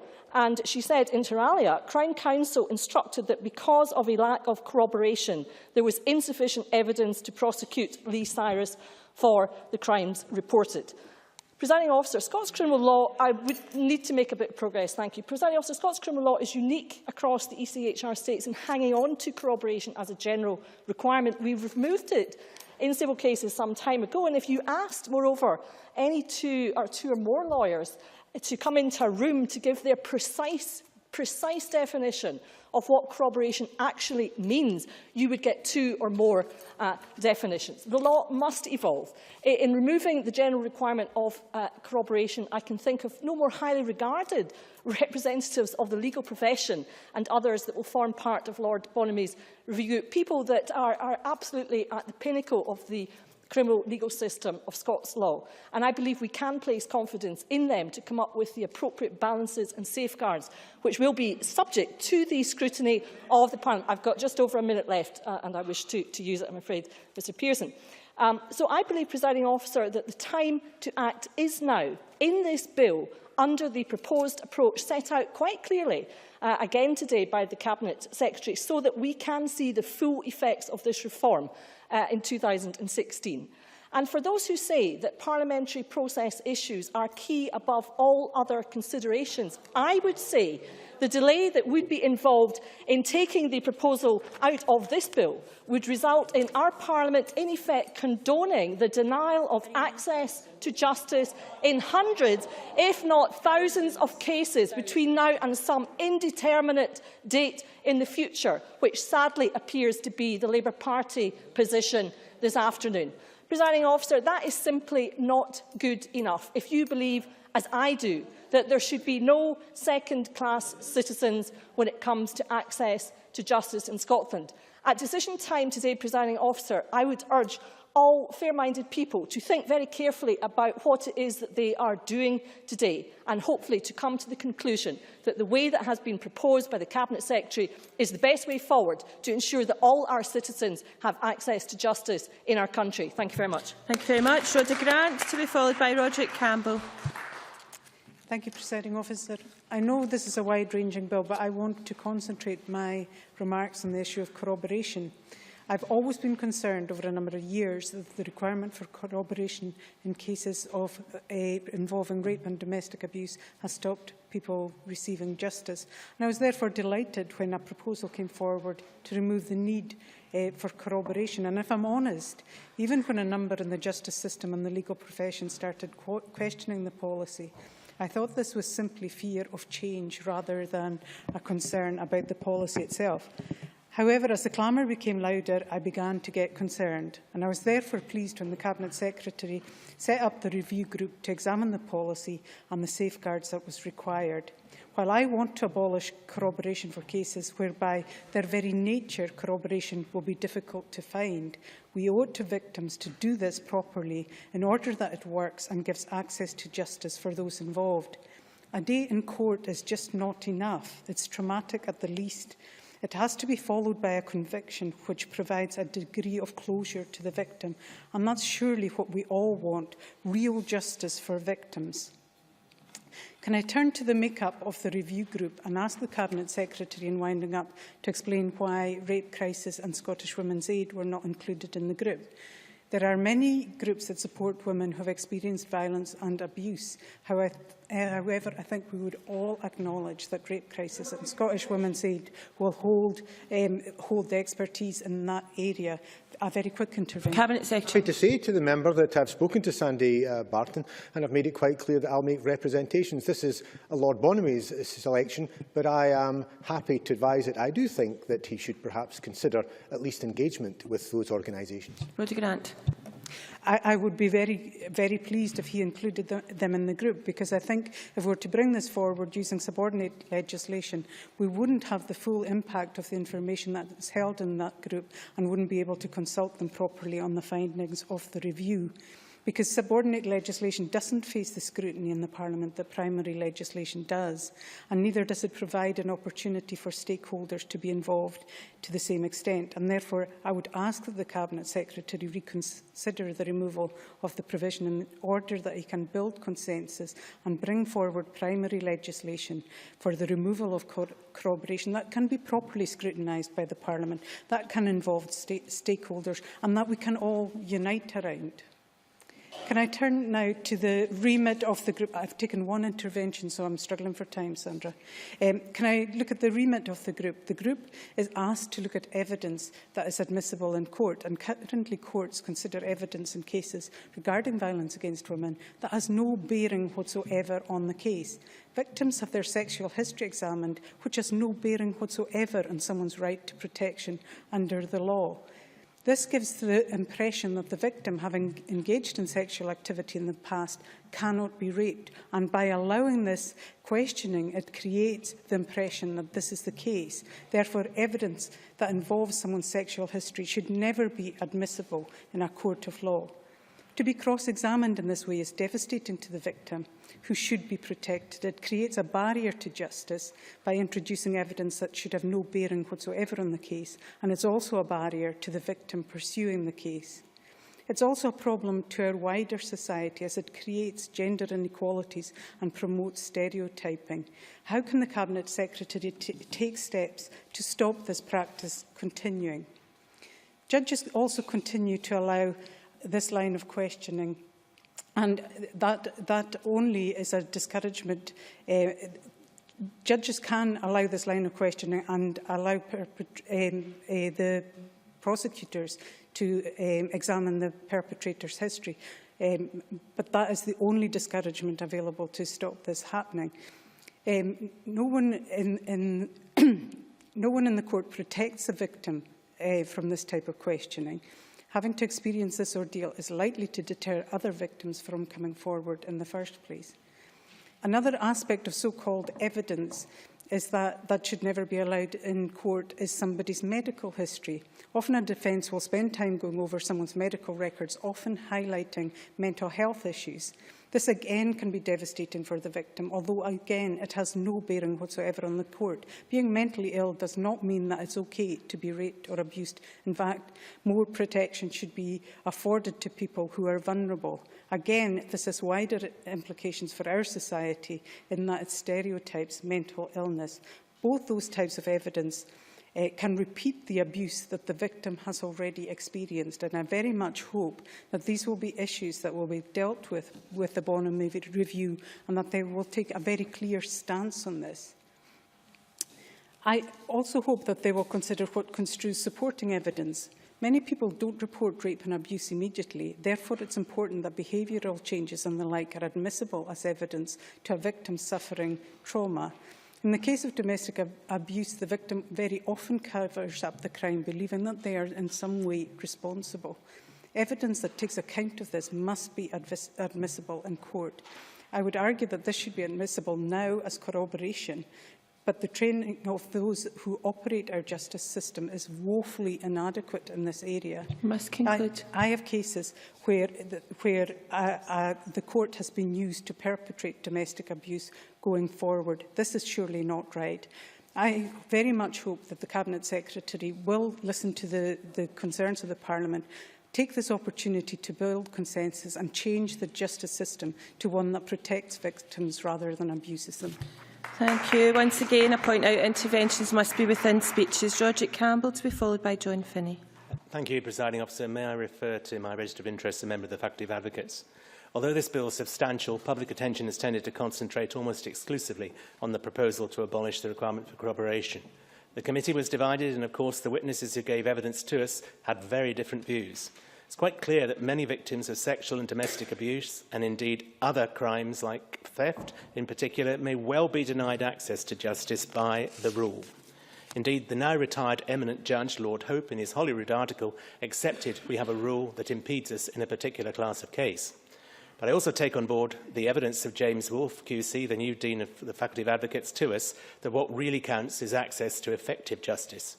And whilst I've noted figures produced in the Carloway report and by the Crown and Police to support contentions as to the number of additional cases that might proceed with the requirement to be abolished, as Lord Carloway himself said, I also bear in mind that there will be cases which currently proceed, which under the new test he thought would not. Whilst I think it would serve no useful purpose to seek to quantify these, I think it's as well to be aware of it. In addition, whatever the increase in the number of cases which might proceed under the new test, no one can say with certainty how many will result in a conviction and what this will do to a conviction rates. The Lord Advocate himself said in evidence, the justice system is not about conviction rates.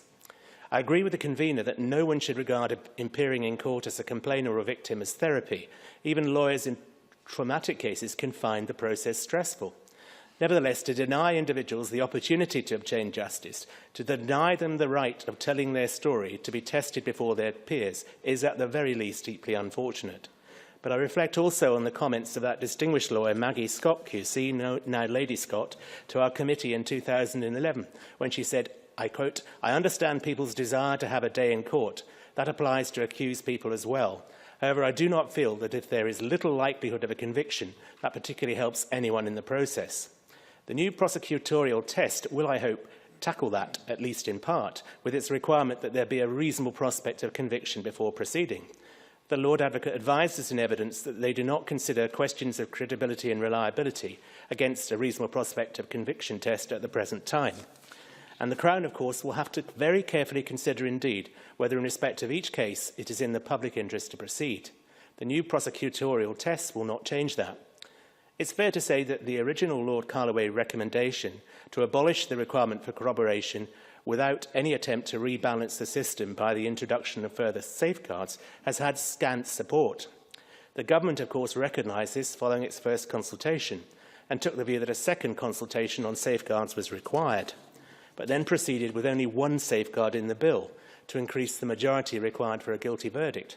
Like the Faculty of Advocates, the Scottish Human Rights Commission and others, I strongly believe that a judge ought to have the ability to withdraw a case from a jury where he or she forms the view that no reasonable jury could convict on the evidence presented. But perhaps the strongest call we heard in evidence, despite the government's attempts to engage in discussion about appropriate safeguards, was the call for the whole question of the requirement to remove corroboration to be removed from the bill to the Scottish Law Commission or similar body. But even the Scottish Law Commission can get it wrong, particularly on corroboration.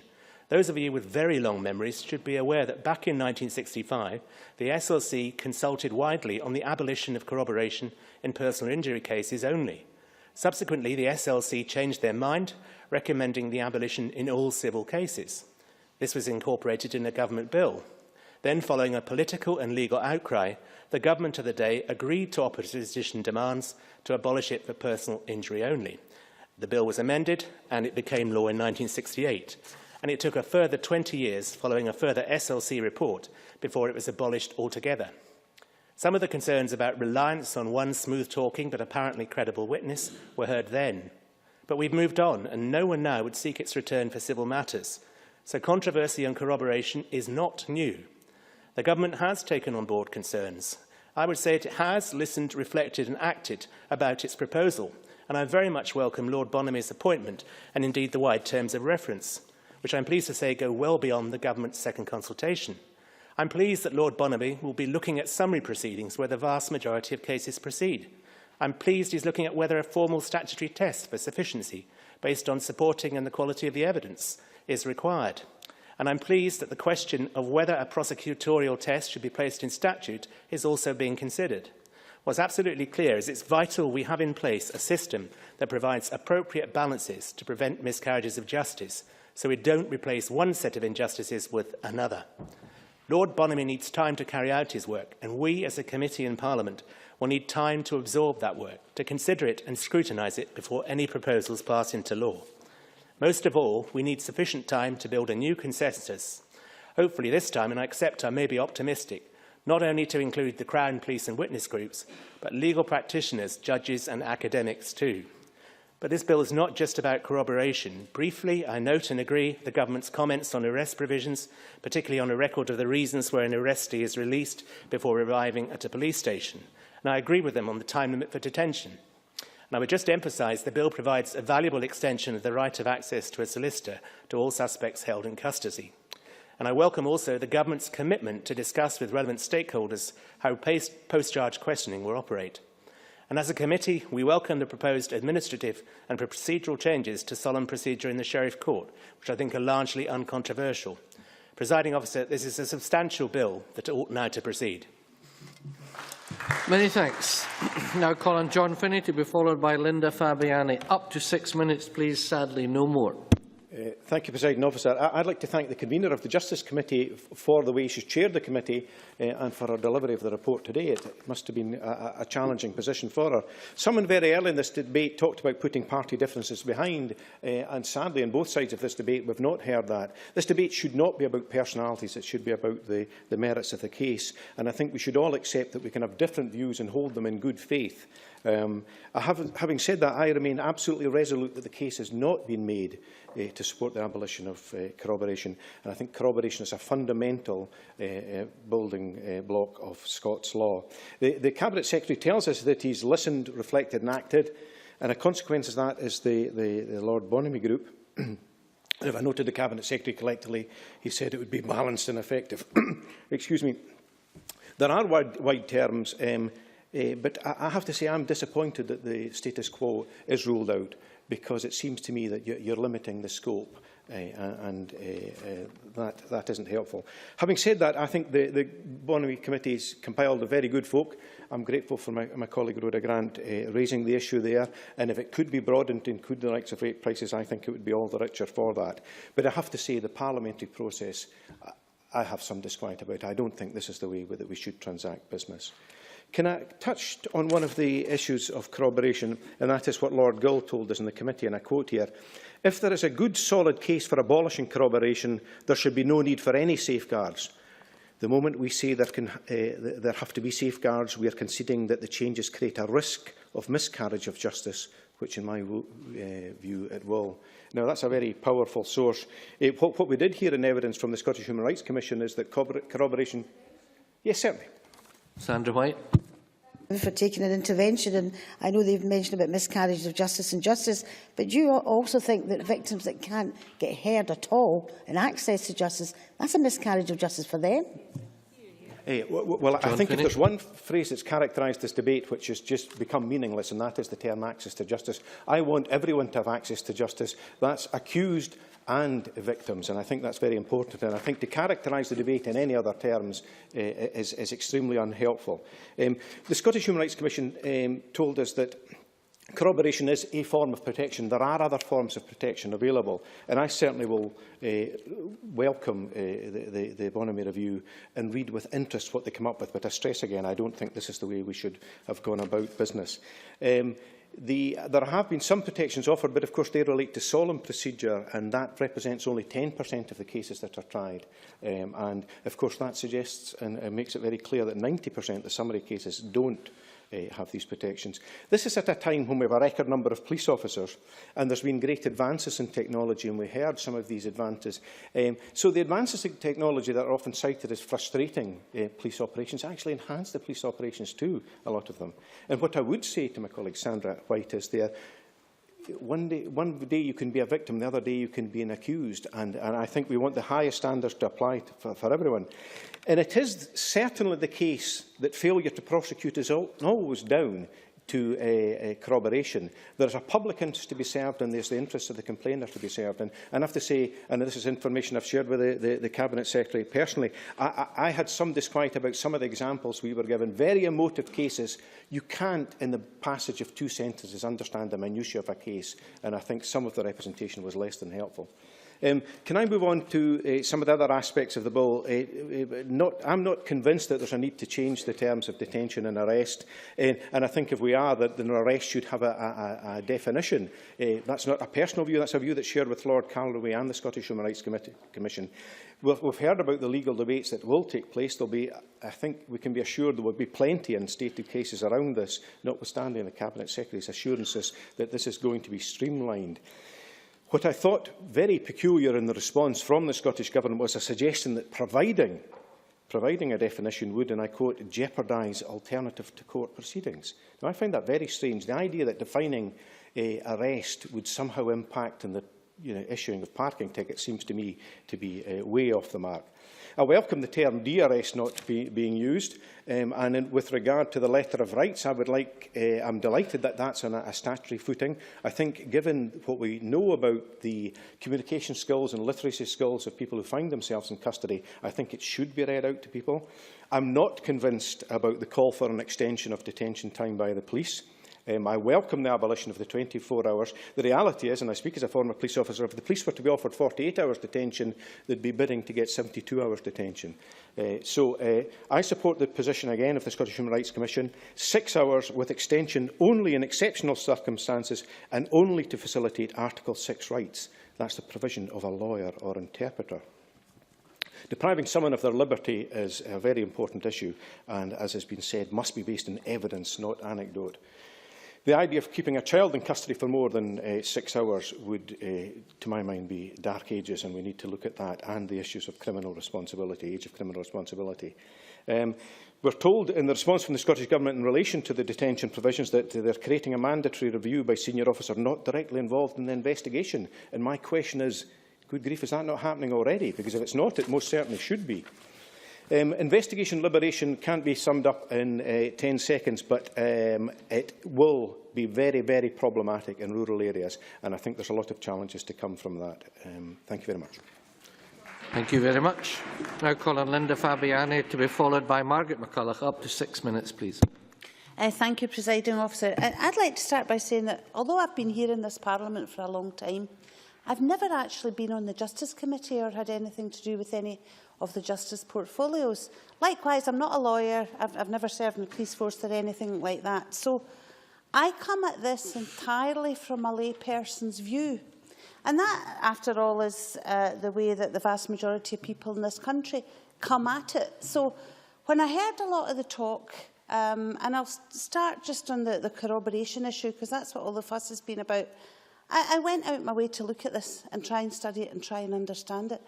And it strikes me, I'll speak as a layperson, there's an awful lot of nonsense getting talked about this, and I think I've heard some this afternoon. It's in the phraseology as well.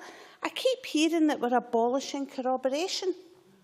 And then when I look at what the bill says and I look at the commentary in the bill, what we're actually abolishing is the requirement, which I think is a mandatory requirement for corroboration to get something to court. Now, there is a massive difference.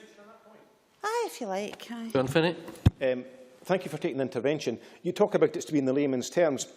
That's very clearly the shorthand for what the layman understands. I think you're just playing about with words there. Fabiani. I think you should not insult the layman. I think that's an appalling thing to say. I'll tell you what, I read it fairly straightforwardly and understood it, and most people out there could read it if the truth was given to them and understand it. There is a big difference between the requirement for corroboration and saying you're abolishing corroboration, because if there's corroborating evidence, it will be used. And the problem is, it seems to me that this is stopping access to justice for lots of people. And I've looked at different things that have been said. Now, the Lord Advocate, who I have huge respect for, has said I would not, and prosecutors would not take up a case, but no thank you, without any supporting evidence. Our Solicitor General is saying the current corroboration law means too many victims are denied access to justice. And that is a situation no modern legal system should tolerate. And I think there's a lot even in that phrase. We're supposed to have a modern legal system. And it would seem to me that when you look at a system that's denying access to even be heard in court to women who are sexually assaulted and raped, that is no modern legal system as far as I'm concerned. And it's not just in sexual cases. I was looking at what Age Scotland were saying. I mean, they're saying elder abuse. Elder abuse can take place behind closed doors, of course it does. Sometimes there may be little or no supporting evidence. In many cases this involves hidden harms, mental, emotional abuse, making threats, withholding food or medicine. Changing the corroboration rule for these cases might help to make prosecutions possible. OK, so as that layperson, that sounds like a heck of a good thing to me. I just fail to see the problem and see the issue apart from a terribly old-fashioned view that the law in this is sacrosanct and shouldn't be changed. But of course the law should be changed when it is no longer fit for purpose. I don't believe on this particular issue that it is fit for purpose. Yes, Patrick. Patrick Harvey. Even if I was to accept that the law should be changed if it's not fit for purpose, shouldn't we know what we're changing it to before we change it? Linda Fabiani. OK. I will speak again as the layperson. It seems to me that we're looking at doing away for the mandatory need for corroboration before you can take something to court and have it properly judged by the sheriff, by the judge, by the jury. That seems to me fairly straightforward. Now, because of this big argument, we seem to be ignoring an awful lot of other things that are in this bill. Rod Campbell raised some of them as a lawyer. I don't know if it's all right to call an advocate a lawyer, is it? Yes, OK. Our advocates at the back here mentioned some of them, but there's other ones in there that I think are really important to people that are just not getting mentioned. People trafficking, we heard a little bit about it. Reducing inconvenience to witnesses. Well, I think that's major because I have to say the amount of people that I hear talking about the ridiculous nonsense that sometimes goes on when they go to local courts as witnesses, or to give evidence. Yes, that kind of thing needs upgraded and we should be doing that. And I'm glad that that's in this bill. The other one that's not been mentioned much is, I think it's part 4 of the bill, sentencing. Increase in maximum sentences for handling offensive weapons to ensure that courts have appropriate powers to sentence persons who commit knife possession and other offensive weapon possession offences effectively. Well, it's not that long ago in this Parliament that we had the opposition screaming at the Cabinet Secretary for Justice that he wasn't doing anything to stop knife crime and he wasn't being hard enough.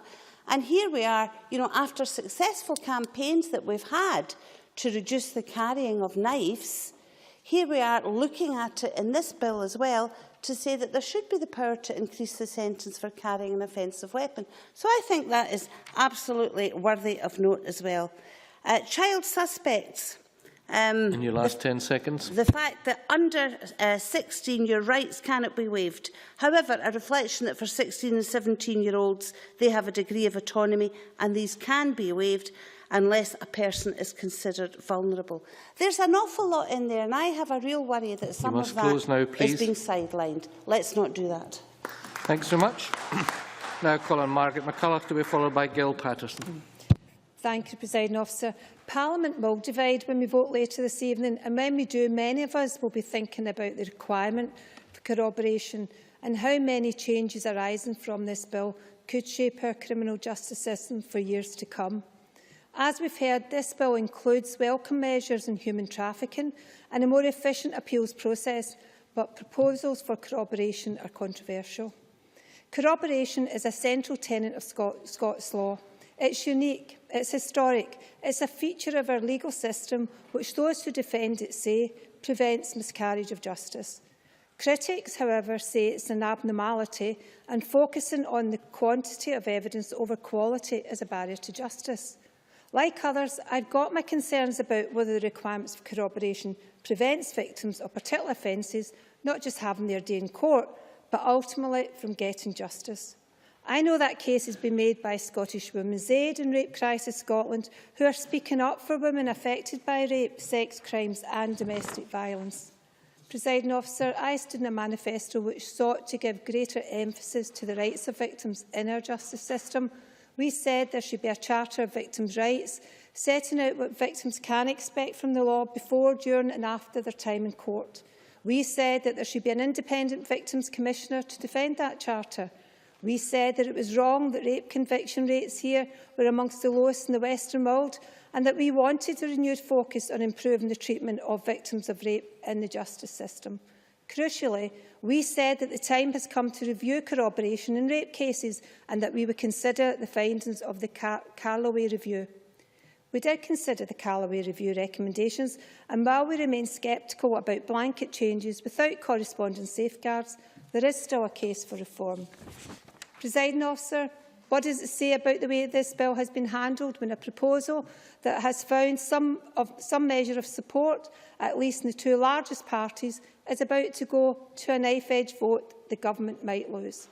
What does it say about this government when they have to announce a last-minute, potentially year-long review into a bill just weeks before stage 1 vote and still expect Parliament to vote for it? Lord Bonamy's review is undoubtedly welcome, even if many of us believe its scope is still too limited. Its recommendations could well set out how confidence in the justice system is sustained if the Scottish Parliament does indeed abolish the general rule of corroboration. The findings of that review might well determine the future shape of this government's legal reforms. Yet we're still being asked to vote on this bill tonight without having any idea what Lord Bonamy's conclusions will actually be, and then deal with the matters of primary importance at a later date through secondary legislation. As James Wolfe, the new Dean of the Faculty of Advocates, has said, it's a pig in a poke. Presiding Officer, there are people in this chamber with an open mind about the abolition of corroboration in rape cases who will be voting to remove it from the bill this evening because the government have failed to get the basics right. The Scottish Government must provide clarity about the implications of abolishing corroboration now, not after the stage 1 vote. And they have to go further, satisfying Parliament that victims won't just get their day in court, but will be supported throughout the whole process. Presiding Officer, given the Government's failure to find consensus, I believe that the relevant sections should be removed from the bill and we should return to corroboration when the case has been made and we actually have a thought-through proposal to vote on. Thank you. Many thanks. Now call on Gil Patterson to be followed by Patrick Harvey. Thanks so much, Presiding Officer. Before I go on to my main contribution in the debate, I would like to put two thoughts to the Chamber, and I also do it as a layperson and not as a lawyer. Since corroboration has been in place in Scotland for centuries, with those supporting it claiming that it is so essential in regard to miscarriages of justice, why has no other country adopted it? And are all those who are defending corroboration saying to the other jurisdictions who do not use this practice that their jails are filled with innocent people? John, can I apologise to the whole Chamber? I want to finish this. I really would like to take it. I really want to finish it. I might get a bit emotional in the stage and I might not be able to finish it, to be quite honest with you. This is my main point, Presiding Officer. Although I was until recently a board member of Rape Crisis Central Scotland, and that was for over 10 years, I'm not speaking on behalf of Rape Crisis, but I would, however, I'd like to pay my tribute to them and to the countless other women's organisations to a person that are in favour of scrapping corroboration.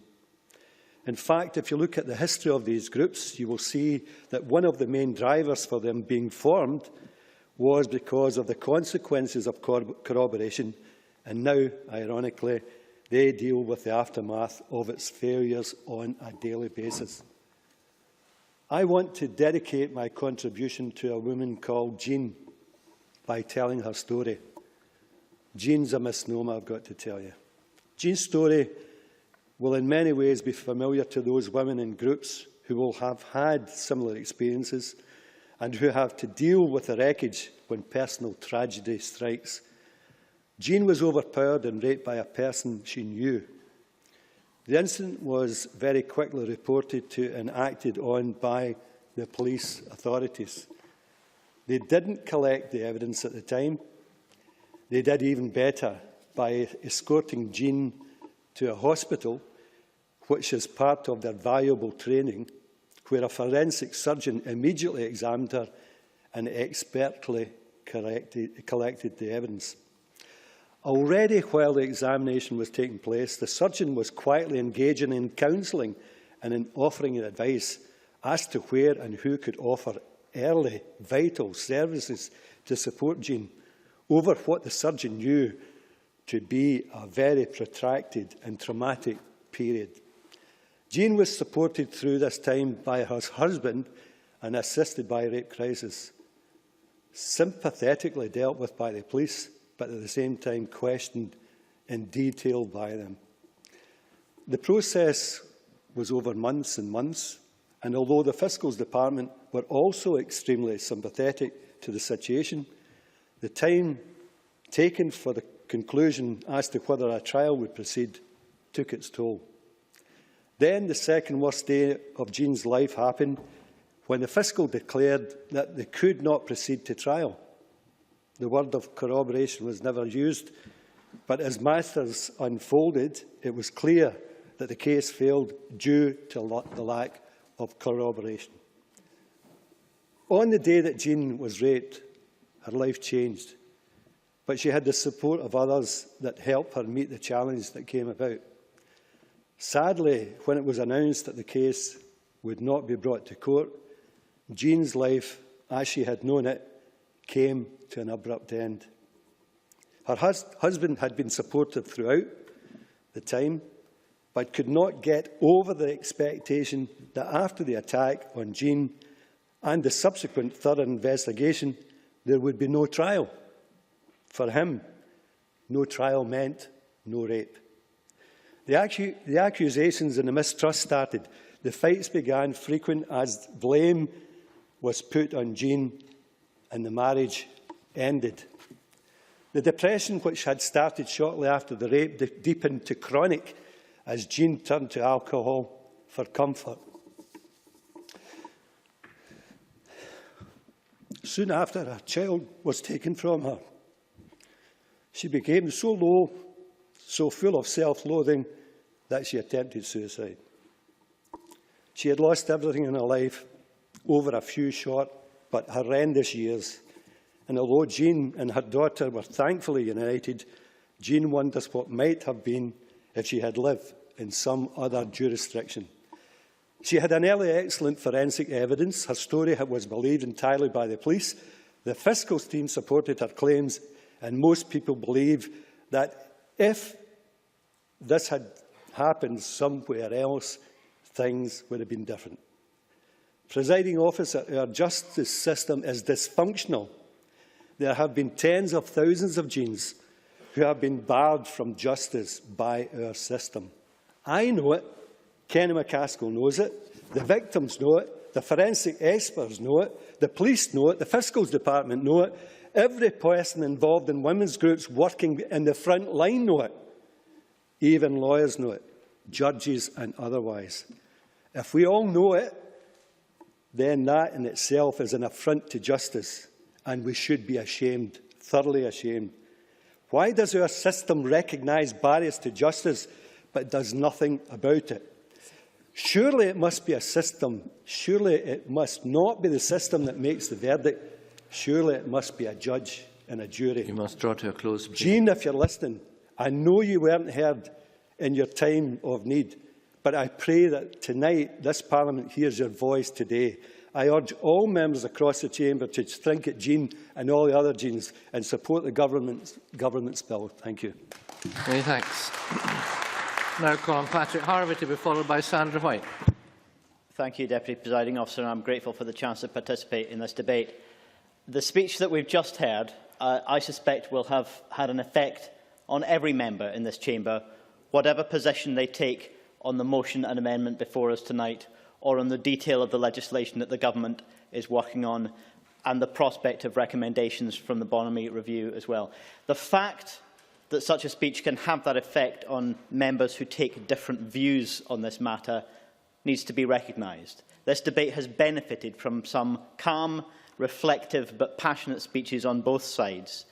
It does not benefit from anyone, and there have been few in this debate, but not none, sadly, who claim a monopoly of concern. There is no monopoly of concern, either on the specific instance that Mr Patterson has raised very articulately, or on the wider issue.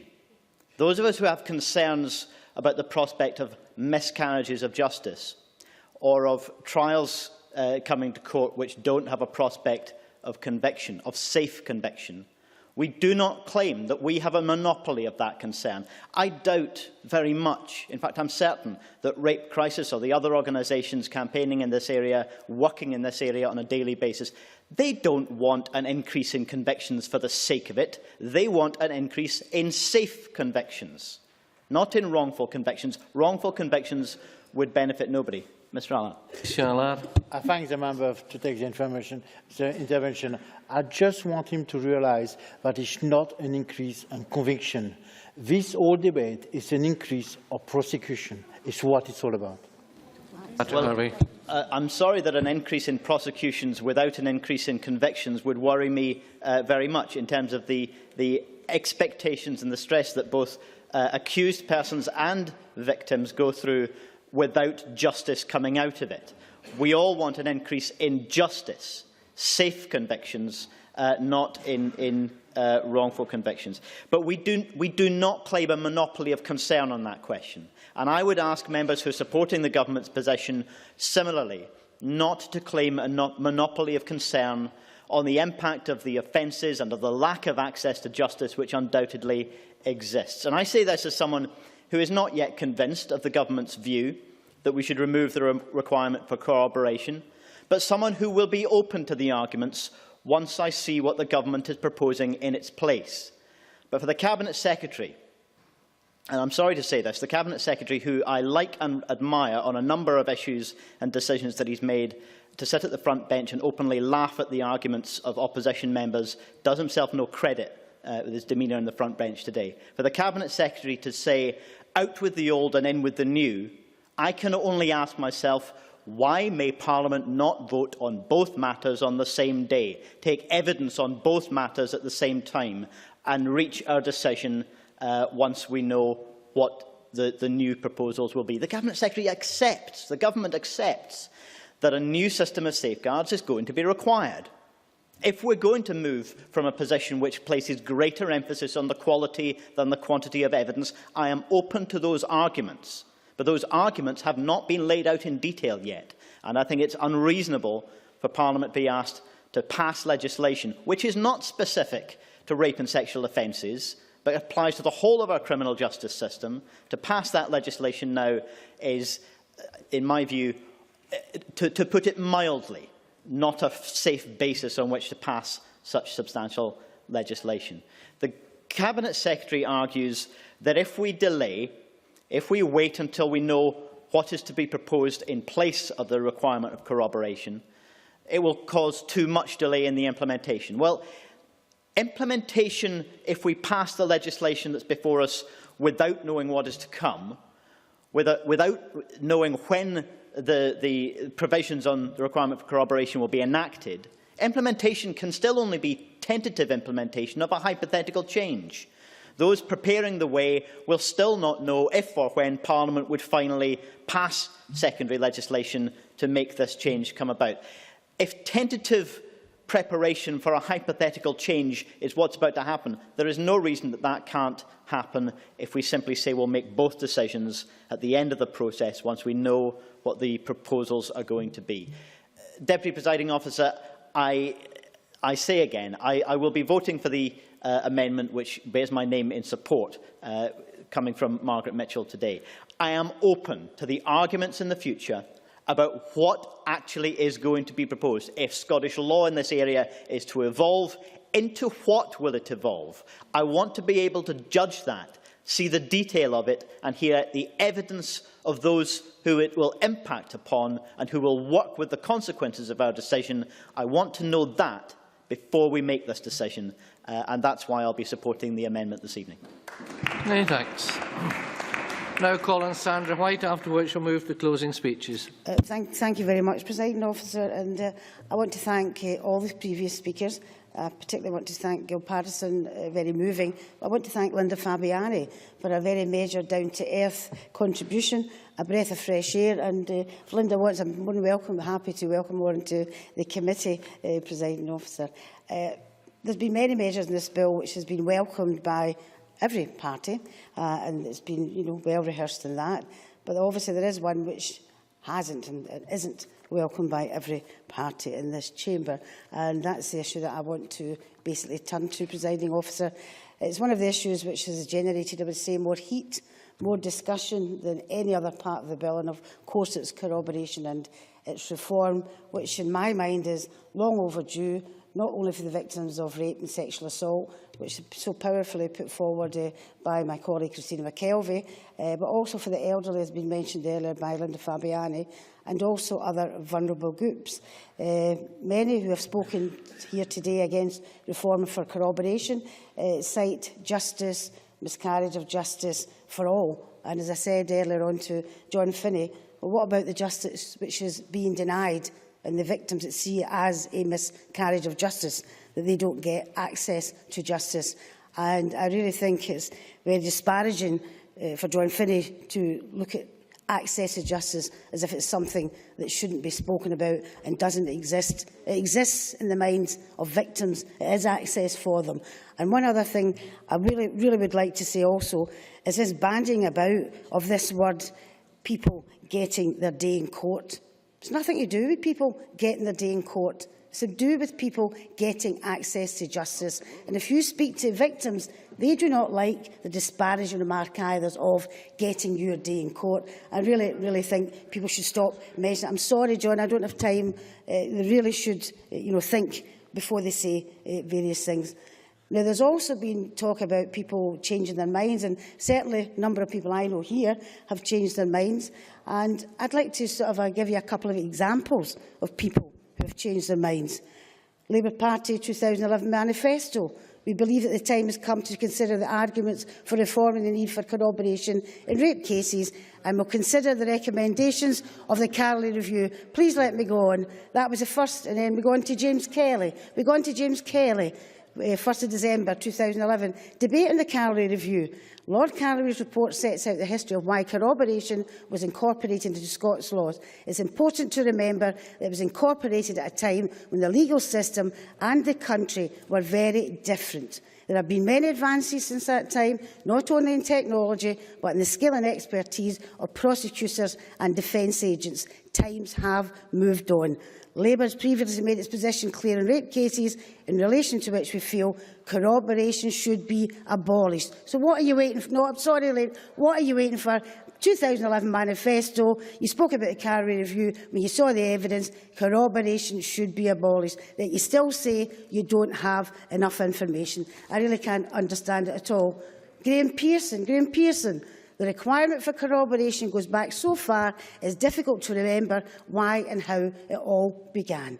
That's Graham Pearson. We should also bear in mind that although the recommendation to abolish requirement for corroboration is there, it is not to ban corroboration. Please get this right. And then we have Claudia Beamish on Brian's big debate, 7th of February, only a couple of weeks ago. I respect the fact that there is now the Bonamy Review. Scottish Labour is supportive of the review, and I think we have to see what that review says. I do understand the concerns of women's groups at the moment that this must not be kicked into the long grass. Now, what I'd like to say is that is exactly what's going to happen if you vote for this amendment. It will be kicked into the long grass. It's very eloquently put forward by Annabel Ewan, her contribution, by the CABSEC as well, and his contribution. And let's just look at it, why it would be kicked into the long grass. If we are to wait for Lord Bonamy's report, bring forward primary legislation, we run the risk, the very great risk of being unable to bring this before Parliament before 2016 elections. A very real risk. And I would ask everyone here, Patrick as well, to look at that's the reason why we could not support this amendment. I'm not saying that everyone who says we don't support this at stage 1 and supports the amendment doesn't support the abolition or of corroboration. I'm not saying that, or the moderation of corroboration. What I'm saying is that you're very misled, and particularly in the Labour Party, by the quotes that I've put out there, coming from yourselves, saying that you do support the corroboration. You do support the abolition of corroboration, and yet you're prepared to vote with the other parties, the Tories and the Lib Dems. You're prepared to do that and kick this into the long grass, as been said by other groups. Well, I think you should think again, because it will not come forward any quicker if you go vote for this amendment. And think of all the victims just now who will not get justice, access or anything else while we sit and deliberate even further down the line. Let's look at it. Let's vote for it wholly and reject the amendment, because what you're doing is rejecting the opportunity for justice for the thousands of people out there who are denied it just now and in the future. Many thanks. We now move to closing speeches. I'd invite members to speak through the chair where they can, please.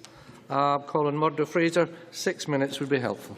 Thank you, Deputy Presiding Officer. I think there's been an excellent debate. I think we've had some very good contributions. In particular, I would single out Alison McInnes, John Finney, Gil Patterson and Patrick Harvey for what they had to say.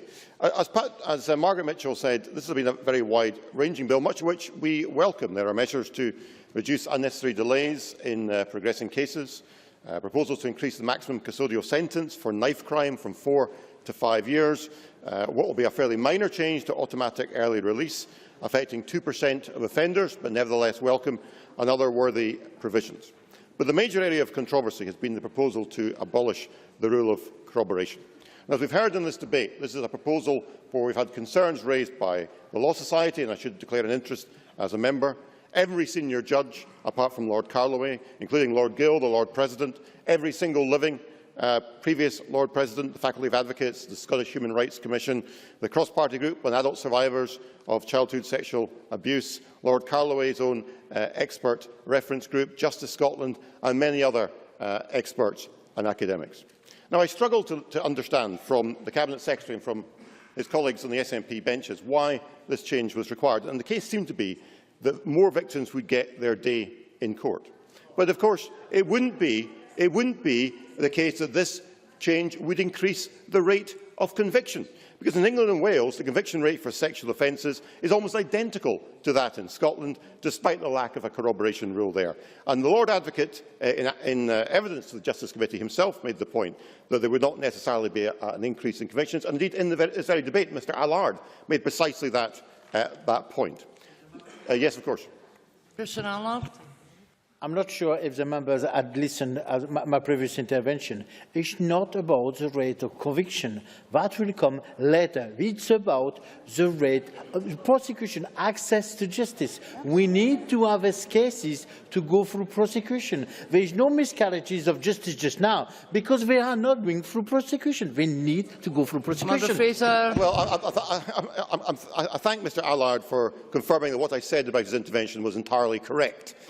It seems to me that if it does not increase the rate of conviction, I can't see what it's doing for victims of crime. That is what they want to see, those who they claim have assaulted them being convicted. Surely that is the point. Now, Lord Calloway and the Justice Secretary both described the rule of corroboration as archaic. Now, it's certainly an ancient law. So, of course, is the presumption of innocence.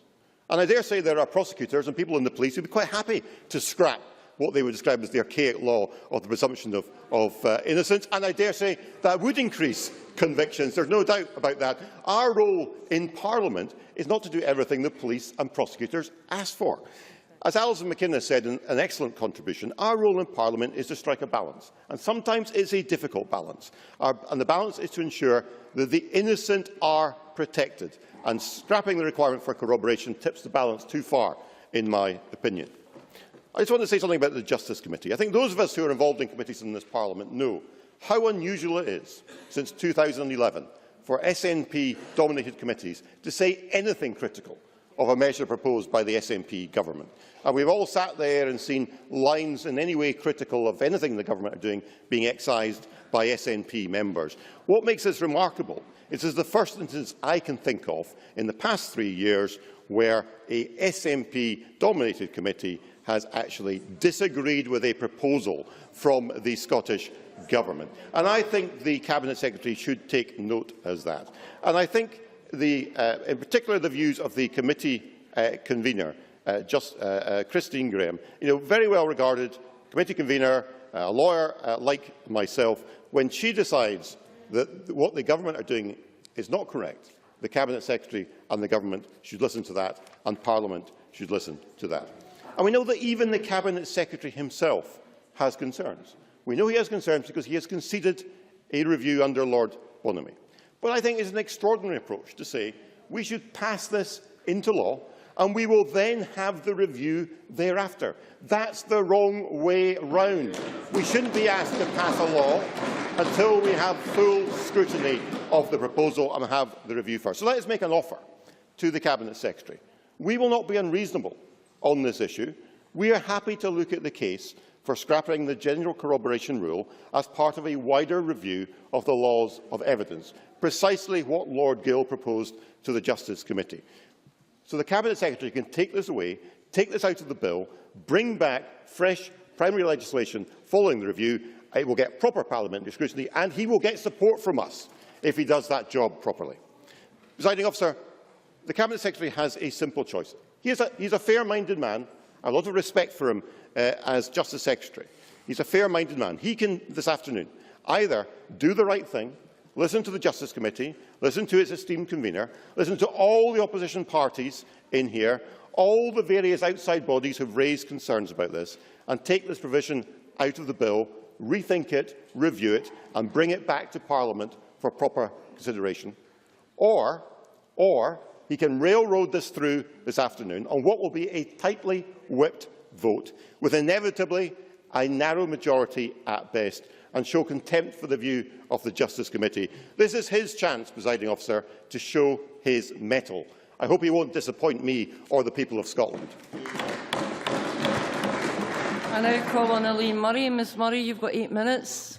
Thank you, Presiding Officer. And can I start by saying that there are several parts of this bill which Scottish Labour members agree with and we want to see proceed. We support the reduction in the bill of the number of hours a person can be kept in custody to 12 hours, and I think there is a case, maybe in exceptional and difficult cases, that could occasionally be extended beyond the 12 hours. We welcome indeed the focus on knife crime, which increases the maximum sentence for carrying a knife from 4 to 5 years. Knife crime has been an issue which Scottish Labour has for many, many years taken extremely seriously, and in office we indeed took action to strengthen sanctions on the carrying of knives. We agree that the appeals process should be speeded up, and we are also pleased to see the recommendations of Sheriff Bowen, in particular the requirement for effective communication between the prosecution and defence in sheriff and jury cases, being reflected in legislation. We welcome Sections 83 and 84, which create 2 statutory aggravations relating to people trafficking. We hope, of course, that this will be followed by government support for Jenny Marr's Members' Bill. And it is indeed disappointing that the SNP are the only party which has failed to have one single MSP sign in support of this bill being heard, a bill that has been described as world-leading and attracted the backing of over 50,000 members of the public.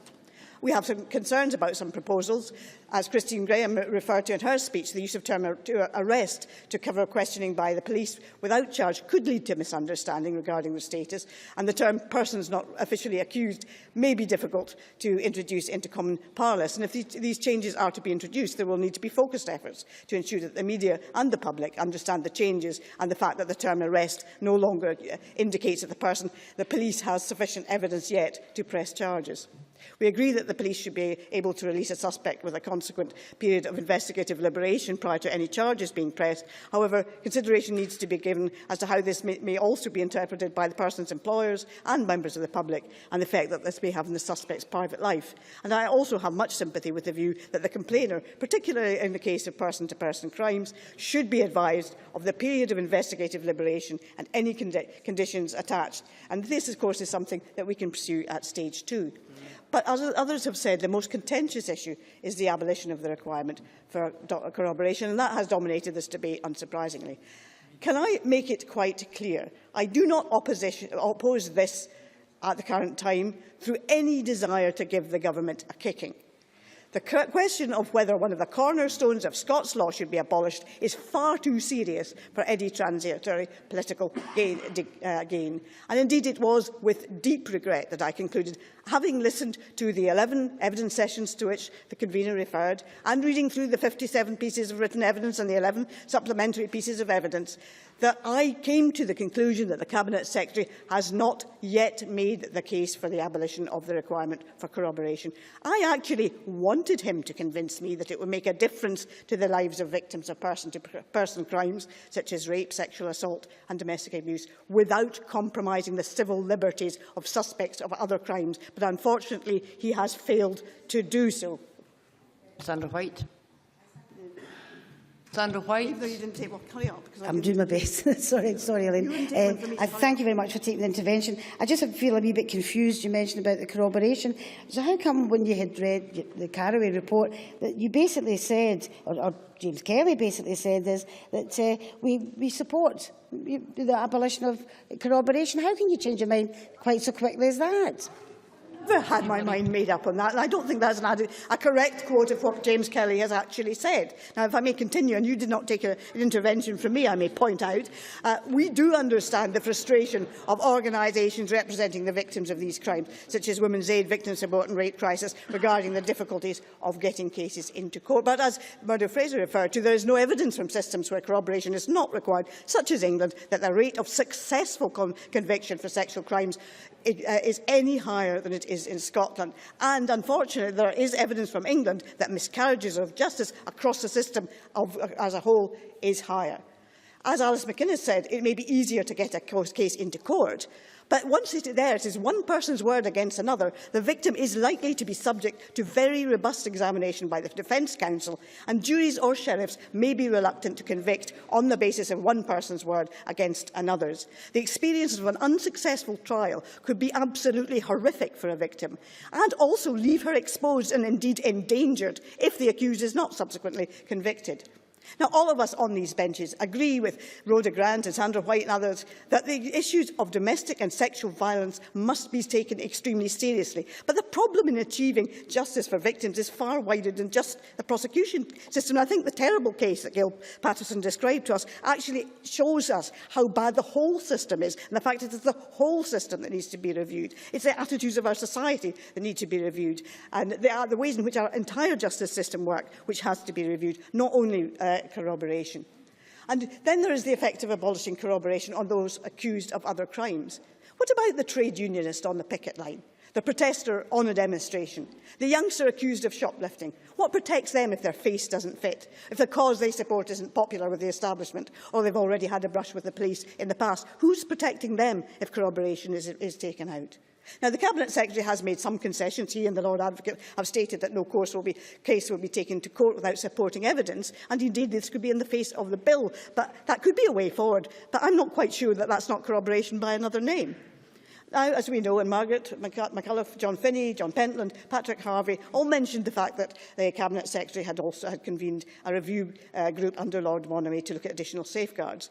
I think this is an admission that you actually didn't do your homework prior to bringing this bill in.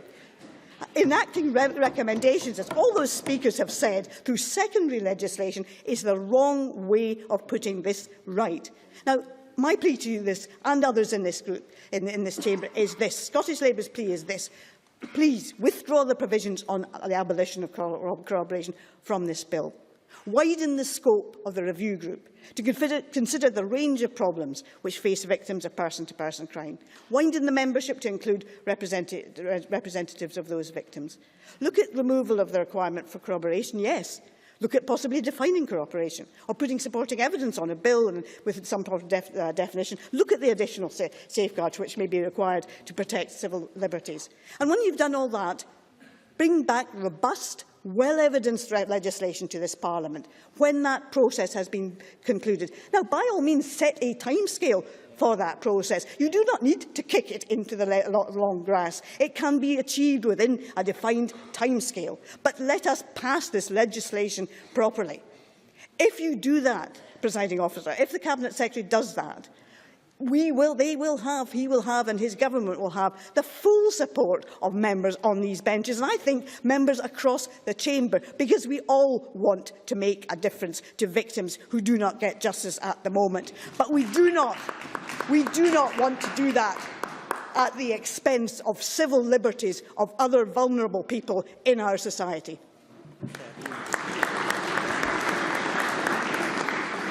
I now call on Kenny McCaskill to wind up the debate.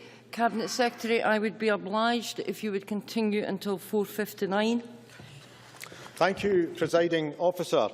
Can I first of all put on record my gratitude to all who have taken part in this debate, especially to those who extended comments beyond corroboration, which is important and I'll comment on in particular myself, but dealt with other important aspects and were prepared to record that. All the points that have been raised, and there are many, we will reflect upon and seek to work both within the committee and indeed with groups and individuals to address, and I'm grateful to them for that. We have had some outstanding contributions. Annabel Ewing, and I think it was mentioned, Gil Patterson was quite outstanding. Patrick Harvey was very eloquent as ever, even if I disagreed with the points being made by him. I also want to once again record my thanks to Lord Carloway for his comprehensive report. It took him approximately a year, and I'm very grateful for all his efforts and studies. Equally also, we should record our thanks to Sheriff Principal Bowen, who also carried out considerable work, and it's part of the bill in separate aspects that will improve and make justice for Scotland better. And I'm also grateful to all those members in all the committees, whether Justice, Delegated Powers and indeed Finance Committees, for their work. Let me deal more with the matters now that have been raised. And first of all, obviously, the charge here is being dealt with by the Conservative Party, supported by their helpers, as is becoming the norm in the Labour and Liberal Democrat parties. We know the Better Together campaign extends beyond the constitutional remit, but also extends itself to dealing on other particular aspects. Not at the moment. Let me say that. Let me say that Margaret Mitchell said that collaboration was not essential. Order! Margaret Mitchell said that it was about non-essential aspects, that it didn't need to be beefed up, that it didn't take, it was all to do with the important aspects. Let me give her some examples of aspects that are requiring corroboration. The taking of mouth swabs from alleged offenders. 2 police officers are required. The taking of intimate swabs for a complainer in a rape case has to be corroborated. This may involve a child and injuries to sexual parts. In child pornography cases, the Crown have to corroborate that children are under the age of 16. 2 witnesses are required to prove that the child is a child. The birth certificate is inadequate. That is a waste, not simply of police resources. Let me finish and I'll take you in. Not simply a waste of police resources. Miss Mitchell, sit down. It is not simply, presiding officer, a waste of police resources. It is also an infringement of the liberties of that child or that rape victim, that there have to be 2 people there at something so intimate, so harsh and so personal when they have been traumatised. Ms Mitchell, maybe you'd like to clarify why. Ms Mitchell. What I'd like to do, Cabinet Secretary, is say you've just made the point why corroboration should be taken out of the bill and look to see how situations like that are implying in practice. Cabinet Secretary. I think what that proves is that the case against corroboration has been made. We expected that from the Tory party. They are the Conservative and Unionist party. That's what we expect from them. We don't expect from that to have had a lifetime of experience. Mr Pearson was a very lengthy police officer for many years. Doubtless, to be fair, he served with distinction and I worked with him. His position has changed. That was not his position when he was a police officer. He stands now full square against not just Police Scotland, but against the Scottish Police Federation and the Association of Police Superintendents. I'll take you in a minute. I don't know what it is that has changed other than Mr Pearson's taking on the mantle for Labour. But I defer to Mr Pearson. Mr Pearson. First of all, I'm saddened that the Cabinet Secretary is making this a political issue instead of dealing with victims. But let me confirm for him, my concern is that we are putting victims no better in footing than they are currently. And if he would just take time, as I implored him to do earlier, to allow the whole of this avenue to be looked at properly and bring back a comprehensive proposal, I'd be glad to support him then. Cabinet Secretary. Well, I would take that with some more credibility if the member and other members in this chamber had not received communications from Victim Support Scotland, Rape Crisis Scotland and Scottish Women's Aid. They're clear, they're unequivocal, they are saying not to support the Tory-led amendment by Margaret Mitchell. There is no equivocation there. The equivocation, Mr Pearson, comes from you. We expected and know that Labour take their cue from Cameron and from Osborne. I didn't think they took their cue from Richard Keane. It seems that it doesn't matter whether it's minimum price or free school meals. If Labour have a policy, if Labour know that it benefits the community... Cabinet Secretary, will you sit down? I will not have speakers being barracked in the chamber.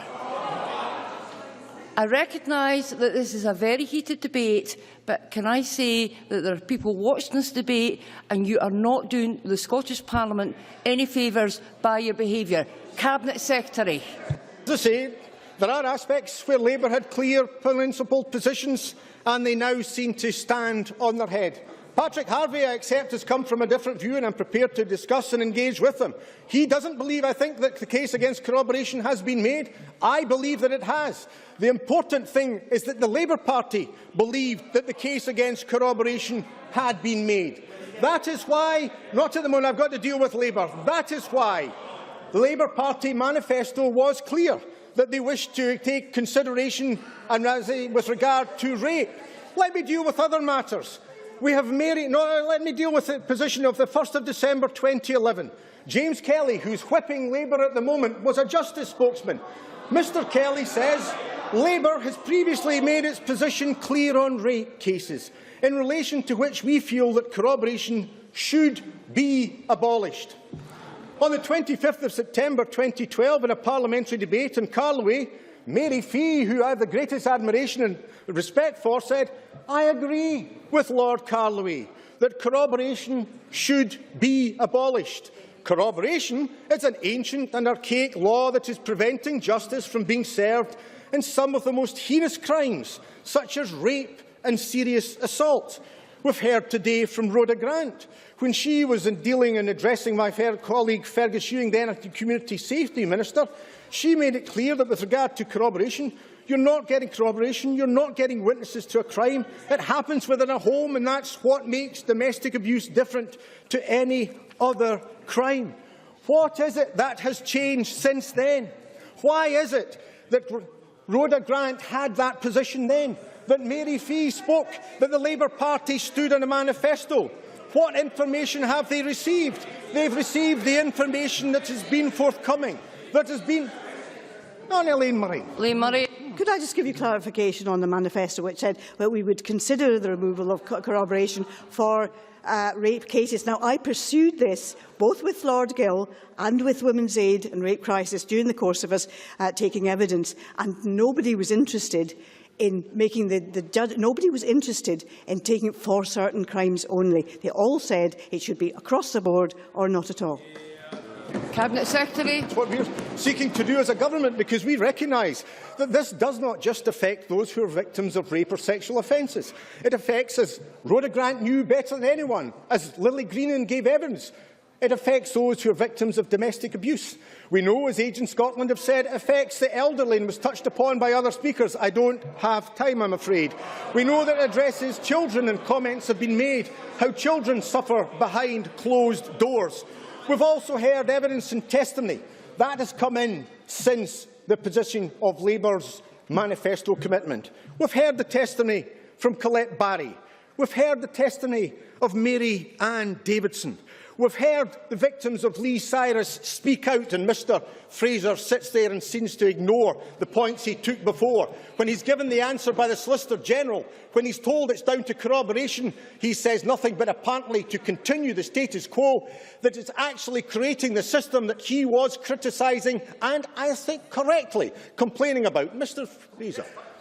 I'm grateful to the Cabinet Secretary for giving it. He knows perfectly well, because I've corresponded with both the First Minister and I've a letter here from the Solicitor General on this very case. My concerns are about the lack of application of the Muroff Doctrine, nothing to do with the general rule of law on corroboration, and he should know that. Well, I think I take the view of the Solicitor General much more before I take the view of Murdo Fraser on this. It was the law of corroboration that was, as I say, the impediment and the access to justice. 170 rape cases over the last 2 years, 3,000 victims on an annual basis. Presiding Officer, see at New Year, I saw Jonathan Watson parody Joanne Lamont. I have to say, I never thought I would see Joanne Lamont play Jonathan Watson. Maybe's aye, maybe's no, appears to be Labour's position on corroboration. Despite the fact they had a manifesto commitment, despite the fact that they've gone on record about how appalling it is. Order! Cabinet Secretary. Thank you very much. The burden of proof remains beyond reasonable doubt. The standard and the burden has to be proven by the Crown. The evidence is clear. It has been clear in the court of public opinion. It's been put forward in this chamber by those organisations who for years and years have represented the victims of crime, those who have to wipe away the tears and those who have to mop up the blood, those who deal in the policing and the prosecution, those who have to deal with the victims, and I reiterate the letters to each and every member from Scottish Women's Aid, Rape Crisis Scotland and indeed Victim Support Scotland. Clear, unambiguous advice that we should continue to make sure that the law of corroboration that has harmed the access to justice is dealt with. I made it quite clear that there seemed to be a parody going on in terms of Labour's position with regard to corroboration. But let's be quite clear, Presiding Officer. It's only an excuse for Labour. They are selling out on their principles. We accept that. It's the norm for the Conservative Party. But the Labour Party, that for so many years, especially under Joanne Lamont, prided itself on its commitment to tackling domestic abuse, addressing sexual offences and the issues relating to that, Labour has sold its soul and is in danger of selling out the victims of crime. I move the motion in my name.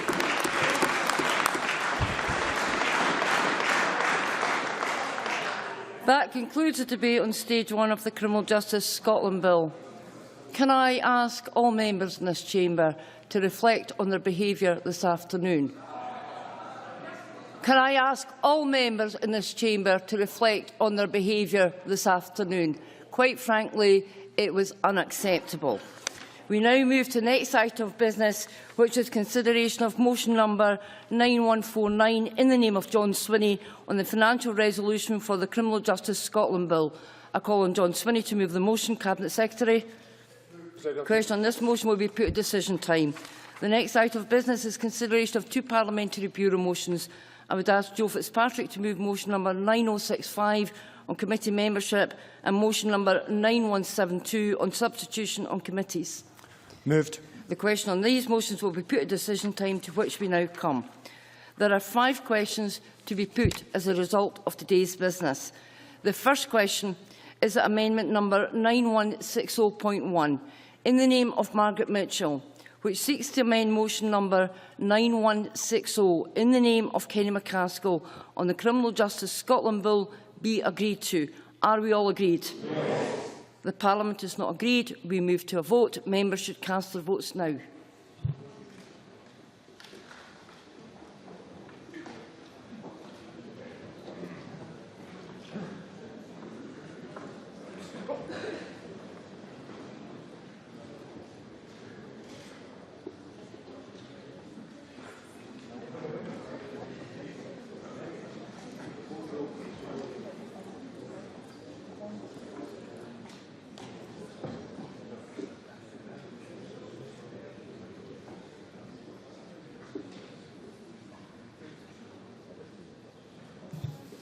The result of the vote on amendment number 9160.1 in the name of Margaret Mitchell is as follows.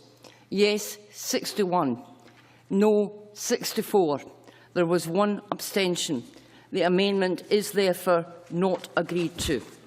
The next question is that motion number 9160 in the name of Kenny McCaskill on the Criminal Justice Scotland Bill be agreed to. Are we all agreed? No. The Parliament is not agreed. We move to a vote. Members should cast their votes now.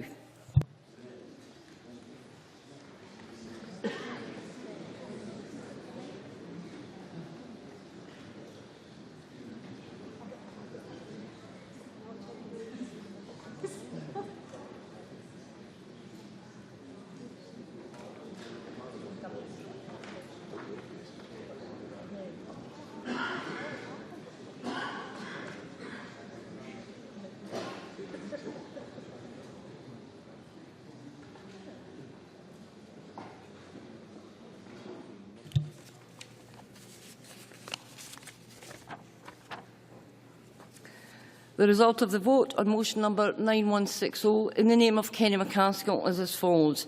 Yes, 64. No, 5.